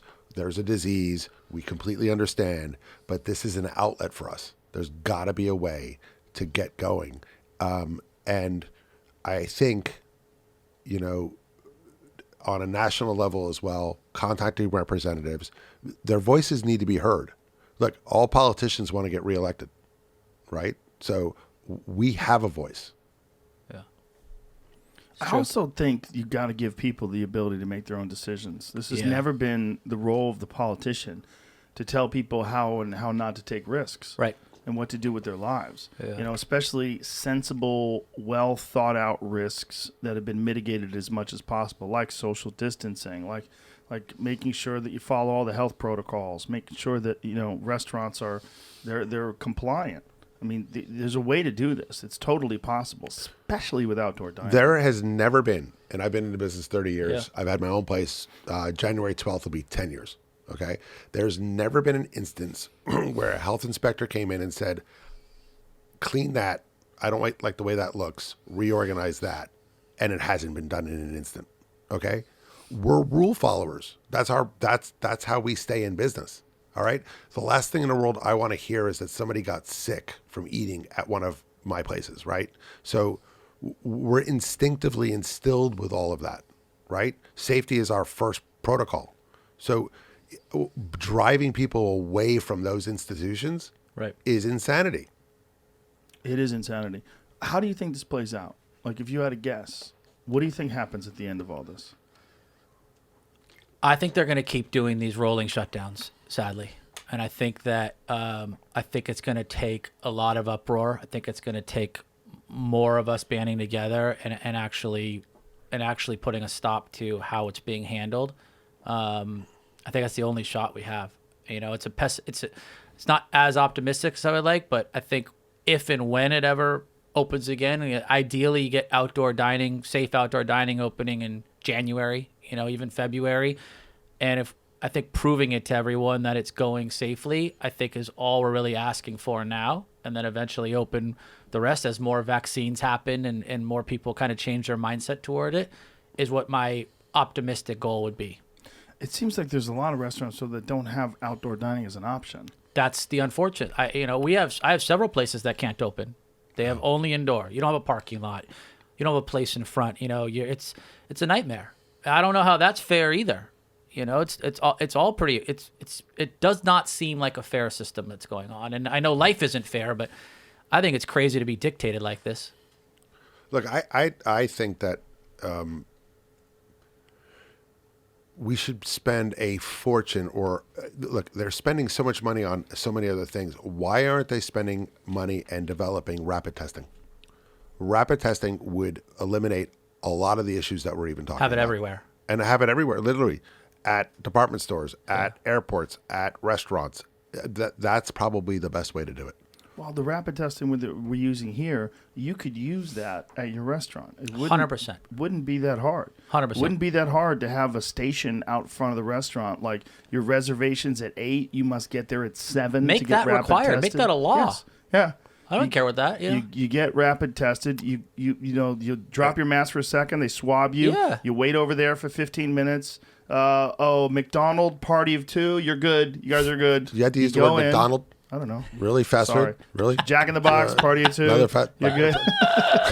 So, and then just like add it to the bill. It's just a part. Yes, it's just yes. a price of going Part out of to the dinner. bill. My God, people would jump on that. 100% they would. 100%. The opportunity to go Just out. give people the option. Yes. Well, this is the problem. Politicians have never been in a position where they can tell people what they can and can't do and make up laws. Yep. What I'm so shocked about is, and we both do it in the restaurant business. When we were busy, we were handling 300-400 people a night.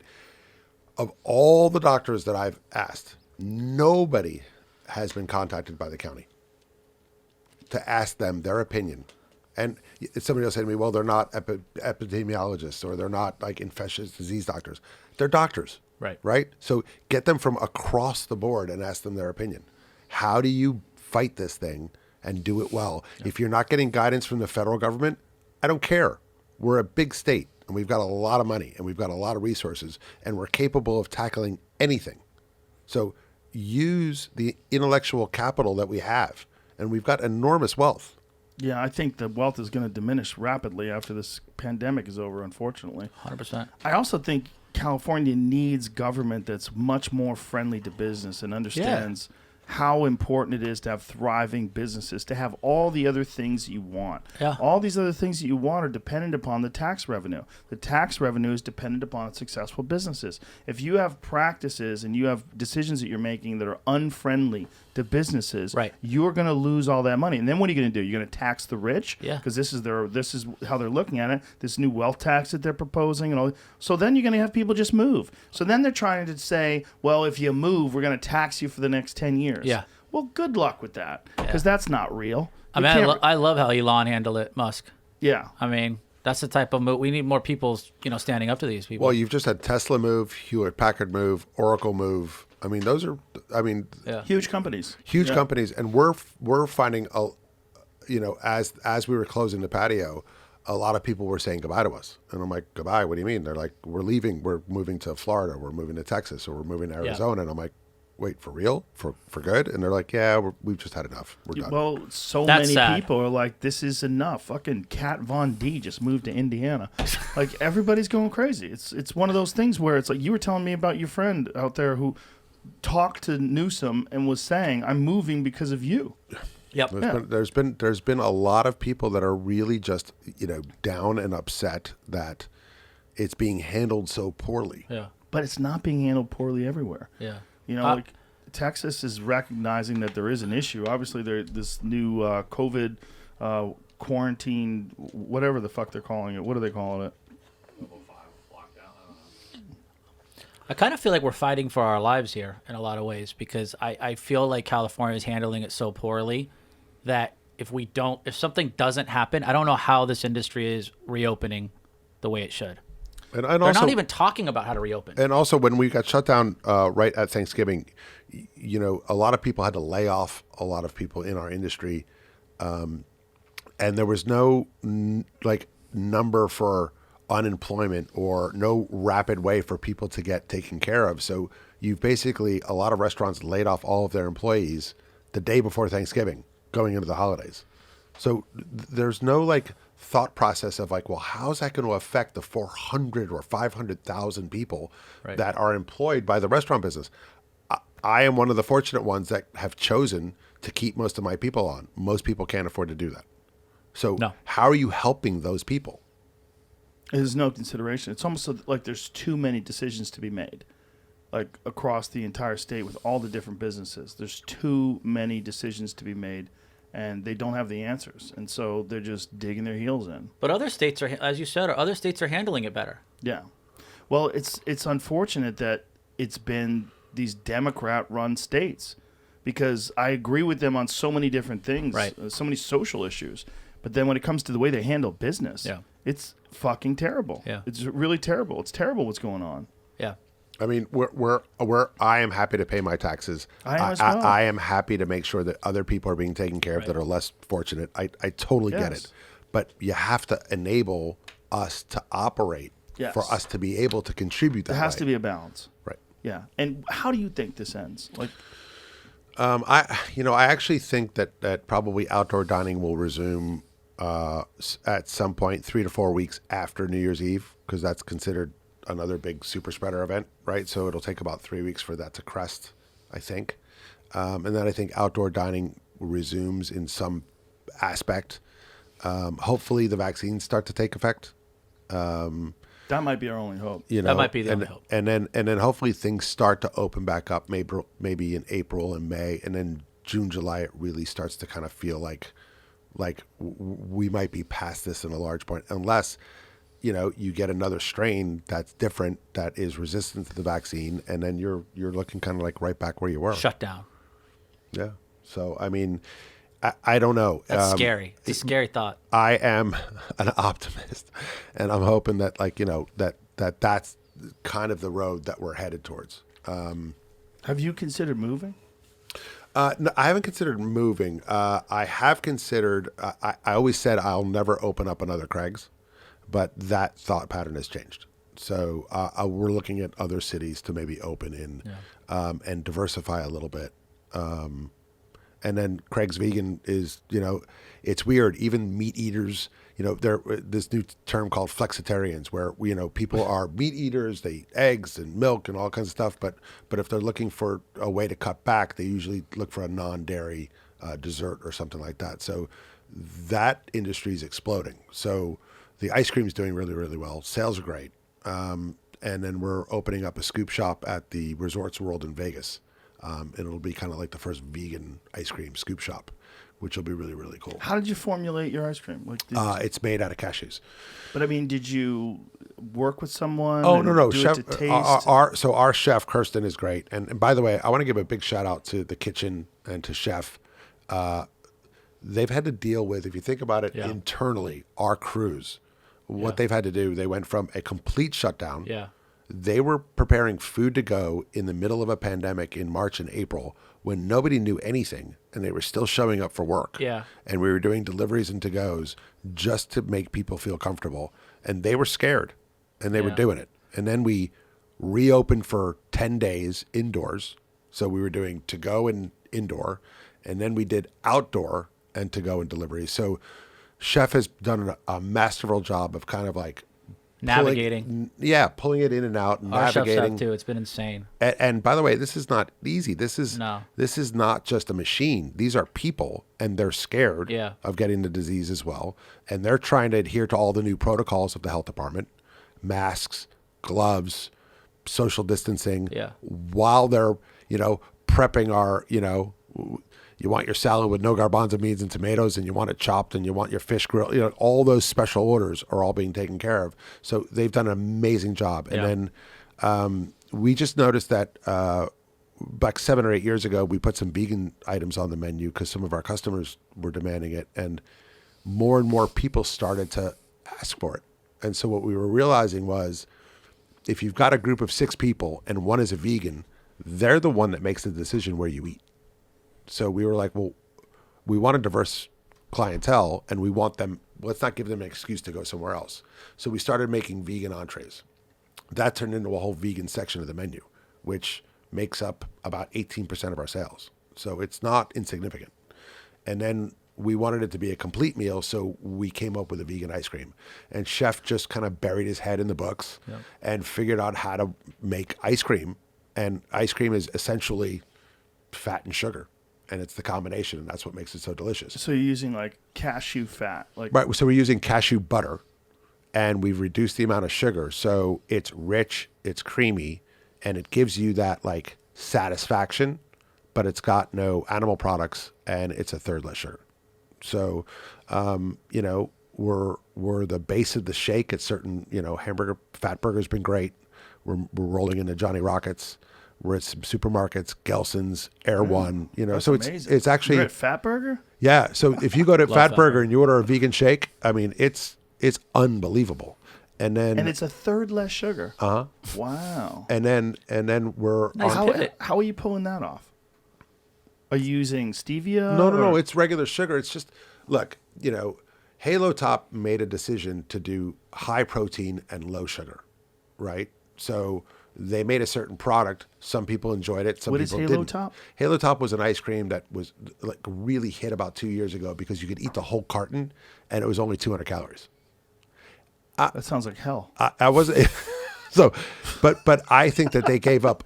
You know, so our product has great flavor and great texture, and so we just, you know, Chef kept playing with the values, and we kept just tasting it. So the great thing is you go on craigsvegan.com and people are shipping it all across the country, and we deliver it on dry ice. So good vegan products are kind of, I would say, an LA, New York kind of thing. I think they've started the trend. And so a lot of the places in the middle of the country haven't been able to kind of get their hands on really good products. Whole Foods obviously has a really good cross section now. Trader Joe's has a really good cross section now. So we're just kind of rolling out nationally. So we've used this time during COVID to kind of pivot into, okay, well, I guess we'll do food to go. Okay, well, I guess we'll do outdoor dining. Okay, well, I guess we'll put our foot on the accelerator on craigsvegan.com and let's just see where we can go. So it's made me more resourceful. It's made the crew more resourceful. I mean, like I said, what the kitchen's been through and what Chef's been through, it's just been incredible. And I give a big shout out to all the restaurant workers that, especially in March, April, and May, that were coming to work every day when we didn't know as much as we did about the disease. And people were really worried about dying, and we were hearing people about on ventilators, and we didn't have ways to mitigate the disease, and they were still showing up for work. And these are the very people that are being hurt by the shutdown now. Yeah. So that's what really fires me up. Like, these are the people that risked their lives to go to work to make sure that people were being fed, and the way you're paying them back is by shutting down their industry. Now, do you have other things along with Craig's Vegan Ice Cream? Do you have like ice cream sandwiches? Are you selling a bunch of different products? No, so we're going to kind of get into that development of ice cream sandwiches right now. So the scoop shop at the Resorts World will have shakes, we'll have floats, we'll have sundaes. We're going to do vegan cookies. We make an unbelievable vegan bolognese that people eat. That What's the meat? It's a product called Hungry Planet, and so it's all plant-based. And Are you vegan yourself? I was vegan until the Flexitarian. pandemic. The pandemic and then- switched you over Yeah, it's just a little. I mean, Depression. I've lost 28 pounds. Depression causes. So during the pandemic. yeah, depression has just cost weight loss. So what am I eating? Not much of anything. But that's the way I deal with Just from stress. stress? Yeah, I think, if you could probably take a poll and say, okay, people have either gained 25 pounds or they've lost 25 pounds. A lot of people have gotten heavy on the alcohol, unfortunately. Yeah. Yeah. And I'm trying not to medicate my way through. I'm trying to use this as a way of saying, okay, how can I use this as an opportunity to either be a better leader? Yeah. How can I get our people through this? How do I get the restaurant to survive? Yeah. How can I speak up for an industry? It's not about Craig's. Craig's will be fine. It's about our employees. It's about the other restaurants, and it's about the little industry. mom and pop shops that don't have a voice. It's also about the decisions that are being made that affect you. You have no power over yourself for the first time ever. And there's no place to go. Like John said, you're the only one or few that have said, no "Come one will on and let's about talk about it." And we have a lot of outlets, and I've never, and you're right. These So chefs what are happens the when rock you reach stars. out? They go down the road, and then they all don't want to do it, and they come back and they say, "Look, we just can't." Whatever, editor or media person, or whatever. It's like the superior doesn't want the backlash. Whatever it might be. Where's the backlash coming from at this point? Well, I gotta think think the general public is aware of what's going on. That you've lost 75% of all restaurants due to this arbitrary decision. I think there's a lot of public out there, and I don't blame them, that are very scared of the virus, and that's fine. But they're not looking at it in the way of there's this balance, and so there's that, and then they don't want the backlash from the officials, from government officials, which is crazy to me. But the other point too is, and I know John has done this as well, is it's like I said, it's not about just about us. It's about the mom and pops. It's about the employees. But we're also donating food to Cedars-Sinai to help the frontline workers. Yeah. We've donated food and ice cream to Children's Hospital. We've donated ice cream to Children Mending Hearts, to charities. Like, we're actually in the middle of this pandemic, also a resource for these people. Yep. And paying it forward. We're not blind to the sacrifices that people are going through. It's not just about our industry. We're all in this together. So Cedars called on Saturday night, and they had a flex, and they had a lot of patients, and they had more employees there than they thought they were going to have. And she was like, "I know it's 7:00. I know you're busy. Do you have anything?" Yeah. And at 9:30, they picked up 100 meals. Wow. To feed frontline workers. And that's not a pat on the back for us. The kitchen. I'll pat you in the back. All right. The kitchen actually came through in the middle That's of a amazing. rush and That's did amazing. it. But so it's about all of us together. It's not the restaurant industry provides so much. Yeah, the chefs have been rock stars. They're unsung here. Our chefs have been insane. To navigate this has been absolutely insane. Between closing, opening, delivery only, outdoors. I mean, they're complete rock stars. But what dawned on me is the trickle down on this closure. I was in an Uber in LA, and the guy was so down. I was like, "You doing okay?" And he's like, "Well, he didn't know who I was, didn't know anything." And he's like, "Yeah, the restaurants. He's like, I gotta leave town. They're all closed, so I have no business." And I realize how many people it affects. Janitor services. Obviously everyone knows chefs, waiters, bartenders, all that, but there's so much that it extends to, that this industry is keeping people going business-wise. The complete disregard for all of that from officials is what's driving me insane, and why I'm so angry. I was talking to take a look at it. I was talking to the flight attendants and the pilots, and I'm like, "What are you guys going to do now?" And they're like, "Well, we got to find a place to eat." Like that was never we just would go out to eat, or we'd find something. We have to actually, it's so late, we have to find a place that we can actually get food. And how much this is forcing people to eat unhealthy because they have to go to these fast food places. Unhealthy, and it's also causing underground, quote unquote, underground type establishments to happen. Is that happening? Which are unsafe. Yeah, tons. Do you have like a password to get into a restaurant?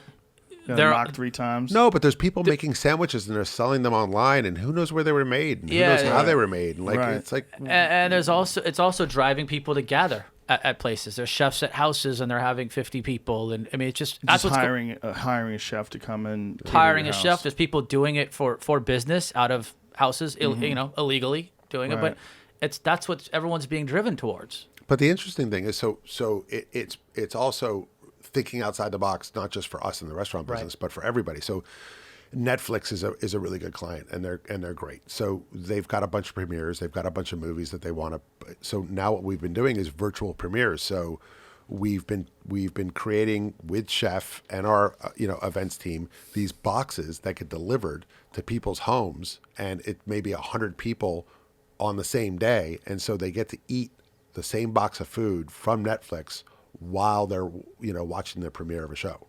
And so that whole end of our business is kind of increased. It doesn't make up for what we do on a regular basis, but okay, that's a new kind of a thing, and it's a new way of doing premieres. And I wonder if the old style of premieres are going to come back. because the celebrities that are in the show, they just get to Zoom in, right? Promote whatever they're promoting. Everybody gets to eat the same food from their favorite restaurant. They're not in the same environment. And so I wonder if that's going to change It's or not not. the same thing. That would make me sad if premieres don't come back. I agree, but Like, I don't it know just- what it's going to do. I don't know.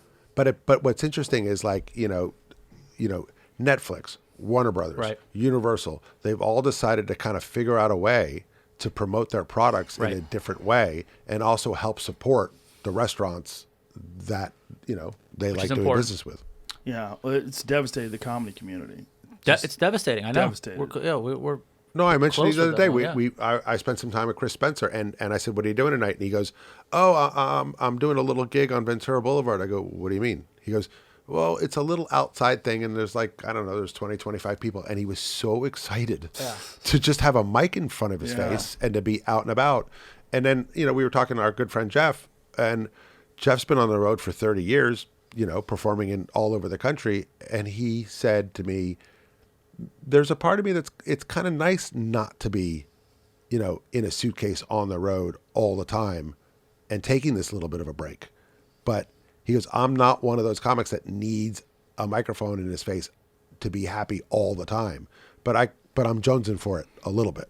So it's interesting how everybody's kind of taking it differently. Yeah, a lot of comics don't realize how bad they love it until they go and do it again. You know, I did a gig with Ron White out here a few weeks back, and he hadn't done any stand-up in 8 months. And he's like, I think I'm kind of retired. And he goes on stage and kills. And then afterwards, he grabs you by the shoulder and he goes, whatever we have to do, we're doing this again. Yeah. He got his fix again, and he's like, you realize, like, people love having a good time, whether it's having a good time at a restaurant, having a good time at a comedy club. Yeah. You're taking away a big chunk of their life enjoyment. It takes away from their quality of life. Yeah. It takes away from their socializing. It takes away from their mental health. It's a big impact, and it's not something you can just diminish just without any consideration. Yeah, I'm here because of Dave and Cena and their team. I mean, and I've been begging. I'm like, when are you going to come back in LA? It's like, why come there? No, there's nothing we can do shows for. Right. That's sad. We just drove away all these great comics that want to be doing stuff in LA. That's what we're known for. And I miss those Insane. interactions, like when they come in the restaurant, and to just get told off by one of those guys, or just have like a sharp great. little, like right between It's the great. eyes. Yeah. Like I miss that moment. I'm like, fuck you very much, and there's your Yeah. table. Like Right. I miss that moment. Yeah, it's fun. Yeah, it's devastating to the store. The stores they don't know what to do, I and know. there's no indication whatsoever that they're gonna get to open up anytime soon. No. I mean it might be literally 6-7 months before Right. they're allowed to do outside shows. I mean, who knows? Well, I know that from from concert venues that- and things like that. I don't think they're even booking shows until September 2021. right. Yeah. I have some stuff booked in New York in October of 2021, and I'm like, maybe that's real. But there's a lot of people that are doing virtual stuff. I know there's a lot of virtual shows over Those are like New Year's gross. Eve, Those are New Year's awful. Day. Like Yeah. I don't know, but you know what? That's People nuts. are starved for Most entertainment. talent don't want to do virtual shows though. Yeah. No, you don't get the interaction, but at least Yeah. it's something. It's something to look forward to. It's true. something like you get to like, if you want to see your favorite people, at least you'll tune into something. Like we're so deprived right now of everything that you're willing to do. Think about it. If I said to you 2 years ago, so and so would be on Zoom and you could buy tickets, you'd be like, Right. why would I do Why that? are they doing that? Yeah. Right. Yeah, it doesn't make any sense. I'm hoping that this vaccine opens things up again. I'm hoping, but I don't think that the governors that have been particularly draconian, Right. I don't think they're going to lighten that up. I think that's who they are now. I think this is a real problem. We've let a genie out of the bottle. We need more voices telling people how it is. We also need Shedding more light. pro-business, some business-friendly politicians to Yeah. run. Oh, People yeah. who realize, like, hey, fuck this. Yeah. This is really affecting our communities. This is really affecting our livelihoods. This is affecting our businesses and our mental health. And I'm not going to stand for it anymore. I'm going to run. We need more of That's those a big people. thing I'm going to get behind is the next people running. Yeah. Well, we all need to do Important that. aspect. It didn't seem like a big deal. I agree. Whoever the governor was or the mayor Totally was, like, look, I'm busy. I put my nose to the grindstone. I'm going. I'm not paying too much attention to them until they the record skips. Like, what? I can't work. Yeah. Who the fuck are you? Right. Like a person is telling all these people they can't work, and it's based on what? They don't have to tell you. They don't have to show you. Follow the science. We trust the science. Yeah. There's no such thing as the science, you fucking asshole. Exactly. Like, what is that? What is the science? Right. Like, that's not even a real term. No. You essentially, the governor abdicated all decision making to each individual county health inspector. He just kind of threw his hands up and said, okay, I'm not going to make the decision. They're all going to make the decisions. So, we're open or closed based on one person's opinion. It's bananas. Literally insane. And here's the really gotta be stopped. But here's the worst part about that it much. is I've got people that go down to Orange County, Laguna, Newport. They stay for the weekend. They eat in a hotel. 30-minute drive. They eat in a restaurant. Yep. And they come back to LA. Yeah. yeah, that's crazy. So Crazy. what they've done is they've just pushed all of that money out of LA County. Well, they've also reinforced this idea in a lot of people's heads that have leaned right, that are right-leaning people, that the Democrats are not business friendly. The Democrats are not going to support them. The Democrat, like those, It's pretty clear. counties, yeah, Huntington, Yeah. Laguna, those are all those are all red. Those are all red, areas. Yeah.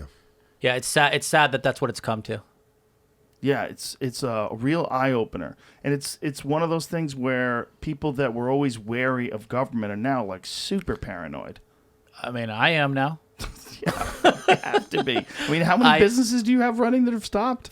16. Jesus Christ, that must be insane. Insane. And some I have no, 3 are nightclubs, for example. I have no, 2022 be able to open nightclub, 23? Yeah, maybe, right? Maybe. Yeah.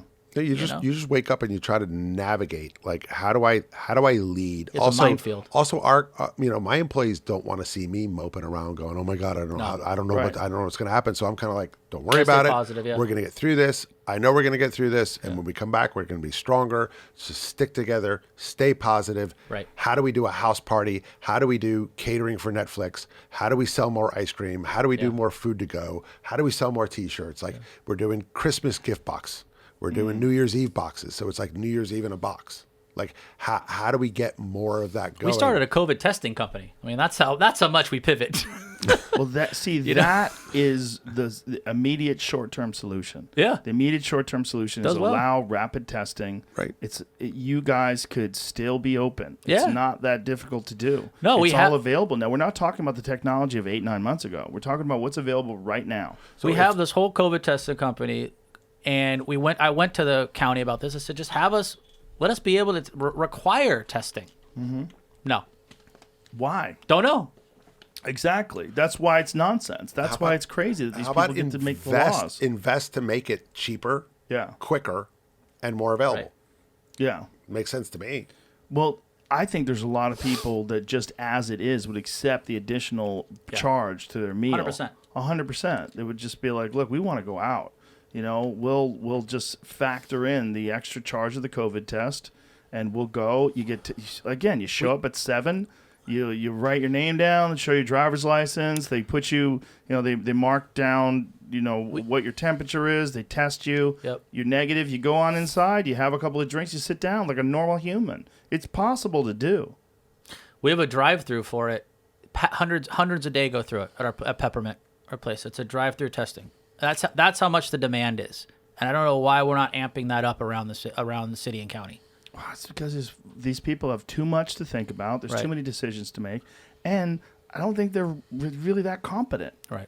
I mean, that's what we're finding out. That from might these be the real people. problem. When you have someone like that woman who decided to shut down outdoor dining and then go to a restaurant, that should be it. But by the way, that should be it for you. There's no incentive because she's getting a paycheck. Exactly. Okay. All of them are getting paychecks. We were talking about before that if the paychecks of the politicians was directly dependent upon the income that was coming in from the businesses being open, if they had really had an incentive to keep these businesses thriving because they actually benefit from it financially. Yeah. I agree. That's what we need to do. I'm hoping, and I'll go back on the positive side, and I'm just hoping that they see that this spike wasn't a result of dining and wasn't a result of some of the businesses that they've shut down. That maybe after the first of the year they start loosening some of these things and start really kind of thinking outside the box. Well, call your bestie. Call your bestie. Yeah. I Call don't- your guy, I don't dude. have direct access. show him Jesus. that inverse You've situation. Got, Go by the way, knock on his door. by the way, I love this. He's got more direct access than I do. I and do, he's and I'm throwing me under the speaking bus. very candidly about the fact that this guy doesn't know what he's doing. And if he does, it's because he's trying to get a name for himself. And he's the got to be fact stopped. that you've spoken out and they visited you every single day. That's why I'm really angry. Oh my God, that should make you furious. That's Yeah. that has the opposite effect because you're not breaking the rules. Right. So all you're doing is being harassed. Yep. And so they're doing these strong arm tactics, but they don't really have a leg to stand on. Right. They couldn't do anything, in that regard. But they came and threatened and every single night. Literally didn't miss a night. Nuts. That should crazy. be criminal. Crazy. That should be criminal. Because It's why I'm so angry, because it's like, is this causing people to be scared to speak? Like, what's this? I mean, I hate to say this, but like, what society are we living in? Like, Exactly. literally, what society are we living in? well, it's not just that. It's also extremely incompetent because there are 30,000 restaurants that are open. If they're visiting you every night, that means there's probably violations they're not catching. 100%. Yeah. Well, that's the whole point. Like you're going after. We're the rule followers. Yeah. You know, there are if what you're saying is the reason we closed you is because 10% of the people weren't following the rules, then why don't you stay on that 10%? Yep. You know, and help us stay open. Yeah. You know what I mean? Like literally watching Chef Kirsten go through every day trying to figure out what to make, who's on the payroll, who's available, what's the schedule, do we have an event? Do we have an outside event? Are we open? Are we closed? What, you know, it's literally like it's like a tiger by the tail. Yep. Well, listen, shout out to all the people that are trying to do it the right way. Shout out to all the mayors and all the health department officials that it's not their fault. All the people where, you know, the West Hollywood folks that are really trying to help businesses. By the way, It's couldn't a be a mess. more pro business friendly place, City of West Hollywood. The yeah. mayor. Yeah, I pretty much It's all I only hear. want to be open in West Hollywood. No, Really. I hear nothing but good things. It's by far the best. Lindsay, who mayor first name basis, by Yep. the way, Linz. and I You know can her? get to her. And, need more power. And Paul Aravallo. That's the truth. Everybody at that city, from the plan checkers, building and safety, fire department, everybody went out of their way to make sure that we got our patios open as quickly as possible. Tell Lindsay to run for mayor. I'll tell it. Yeah, Mayor of she the should. whole I like city. that. Yeah. I like that. Yeah. Or governor. There you go. Jesus Why don't we Christ. start? We'll start it right now. Well, I think we really do need something to change in terms of the way people look at government because this has opened up a lot of people's eyes that it is important. I want Caruso to run for mayor. He's a type that would understand both. You know, Look, Rick's a really good operator, first name basis, by the way. Tight with this Rick. guy. Tight. Text him after the show. Rick, no, actually, shipping him some ice cream. but Rick, but he gets it. Like he's an operator, but he's also he's a safety guy, and we need to run him. Gets it. Well, let's hope that the politicians that are making these piss poor decisions, that the new ones are going to learn. You know, I mean, that's what I'm hoping, that we're going to learn from this pandemic, and if something else does happen down the line, we'll be much better prepared for it. I'm really worried about places like California that have gone so far down the wrong path that I just don't see how it corrects course and comes back to some sort of a rational. I agree. Well, I'm also concerned about all the people that are leaving LA. I'm also concerned about all the people that are leaving New York, because those are the people that spend money in places like mine and John's and other mom and pop places. Yeah. Those are the people that keep our employees employed. Right, because those are the people that can leave. But it There's all a lot of Exactly. folks that don't have the resources. There's a to lot just of pack folks up that and leave. they don't have these resources. They can't fly private suite. They can't do these. They can't do these things essentially, and so everyone's forgetting about that fact. That's where Yeah. the masses are. Well, especially to just get up and move your whole household. Totally. And move your business. There's a By lot the of way, I love LA. I love living in LA. I think it's a great city, and it's diverse, and it's fun, and it's energetic, and it's got comedians and actors, and like it's you know it. People always say to me, "How do you get the crowd you get?" And I go, "It's just a part of the community. Yeah. It's just an interesting community."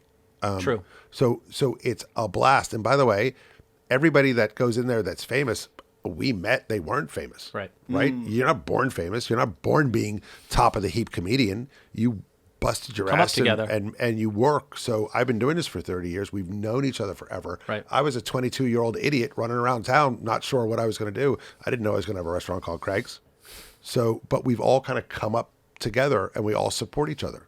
Well, that's one of the beautiful things Yep. about restaurants like yours or like Dan Tana's, where you go there and it's this crazy melting pot of generations. Yeah. Right. You know? I'm actually scared of historic places that are going to not be able to reopen. Yeah, places like that. You know, all the legend. There's a lot of legendary ones that no one's talking about that are at risk of not being able to reopen unless they're saved. Yeah. You know? I was just watching, so I watched a thing on Showtime about the Comedy Store, and I was thinking, like, if you didn't have open mic Mondays, right, nobody would have had a voice. Right. Nobody would have learned their Yeah, craft. yeah. Nobody would have had a place to fail. Yeah. Right. And then, you go to a restaurant. I remember going to Dan Tana's. I was an actor. I had $6 in my pocket. I was invited to dinner.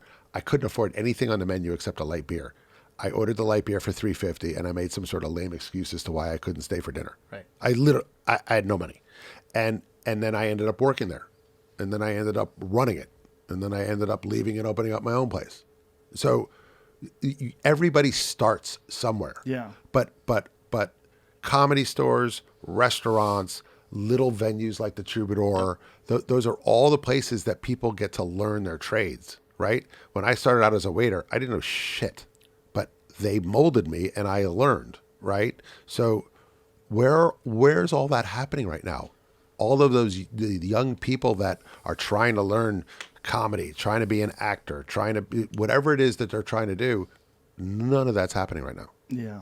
Yeah, it's true. It's the development of comedy has been devastating to the people that have just started out. Maybe they're like 10 months, a year in. Like that's such a critical period that can make or break the next future generation of headliners. Yeah. Right. You know, and they're stalled, and a lot of them have taken jobs, and a lot of them are just giving up on the whole dream of comedy. I kind of also feel bad for college students. Like, if you're Oh, yeah. 18, 19, 20, Oh. that whole college Oh, yeah. experience Gone. is... How about high school kids graduating? Yeah. Your graduation's virtual? What the fuck is that? I got two 7-year-old twins. They're home. Yeah. They're on Zoom. Like, there's Yeah. no social interaction. Yeah, it's not Right? good. It's not I good. mean, in I so give many a ways. lot of credit to my wife because, like, she's home with them all the time. Yeah. It's like you're not only a mom, you're scared about the pandemic yourself. You've probably got a parent or two that you're scared about because they're older and they're more susceptible. You've got two kids that are scared and they don't know what's going on. You got a neurotic husband who's got a business that's like barely hanging on. Yeah. So it's a lot. Our wives deserve a lot of credit. Absolutely. Big. Well, listen, gentlemen. By the way, I'm on first name basis with my wife. do you email her or text her? How's it work? No, I can actually get to her. I'm not sure she wants me to get to her. Yeah. Listen, I hope we've made some sort of an impact with this Yep. conversation. I hope people are listening, and I hope that it has some sort of an effect. And I hope they do put pressure on these bureaucrats. I hope they let these people know, like, what you're doing has a real consequence, not just to the businesses and the community, but people are going to remember what you've done. Yeah. Like, you can't just, this is a bad choice. Yeah. It's, Yeah, I mean, I just hope we all get through this, and I hope at some point down the line, this is a great story Yeah. that we tell a lot of people in the past, and we sound like these old bastards that keep repeating the same old story about, you remember the time of the pandemic? And shit, I hope that's 2 years from now. Yeah. I hope 2 years from Yeah, now we're me too. laughing it up and toasting, Yeah. you know, and appreciating. That's one thing that I think will come out of this for the people that make it on the other end. You're going to appreciate how bad it was, Yeah. and how weird it was. It's funny. I looked at a bottle of champagne the other day, and I thought to myself, what am I waiting for? Literally, what am I waiting for? Yeah, Yeah. crack it. Crack it, because you never know what's coming tomorrow. Yeah, So you might as well live it today. yeah. Well, gentlemen, best of luck. Let's do this again Thank when you. everything's popping. Yeah. Let's do it again and Thank you for celebrate. having us. My Means a lot. pleasure. Seriously, My pleasure. thanks for having us out because Yeah, you're a legend. there's not a lot of people want to have this conversation. We're all rational people. We all understand there's an issue, but how do you get through it Yep. with some common sense? That's all we're asking.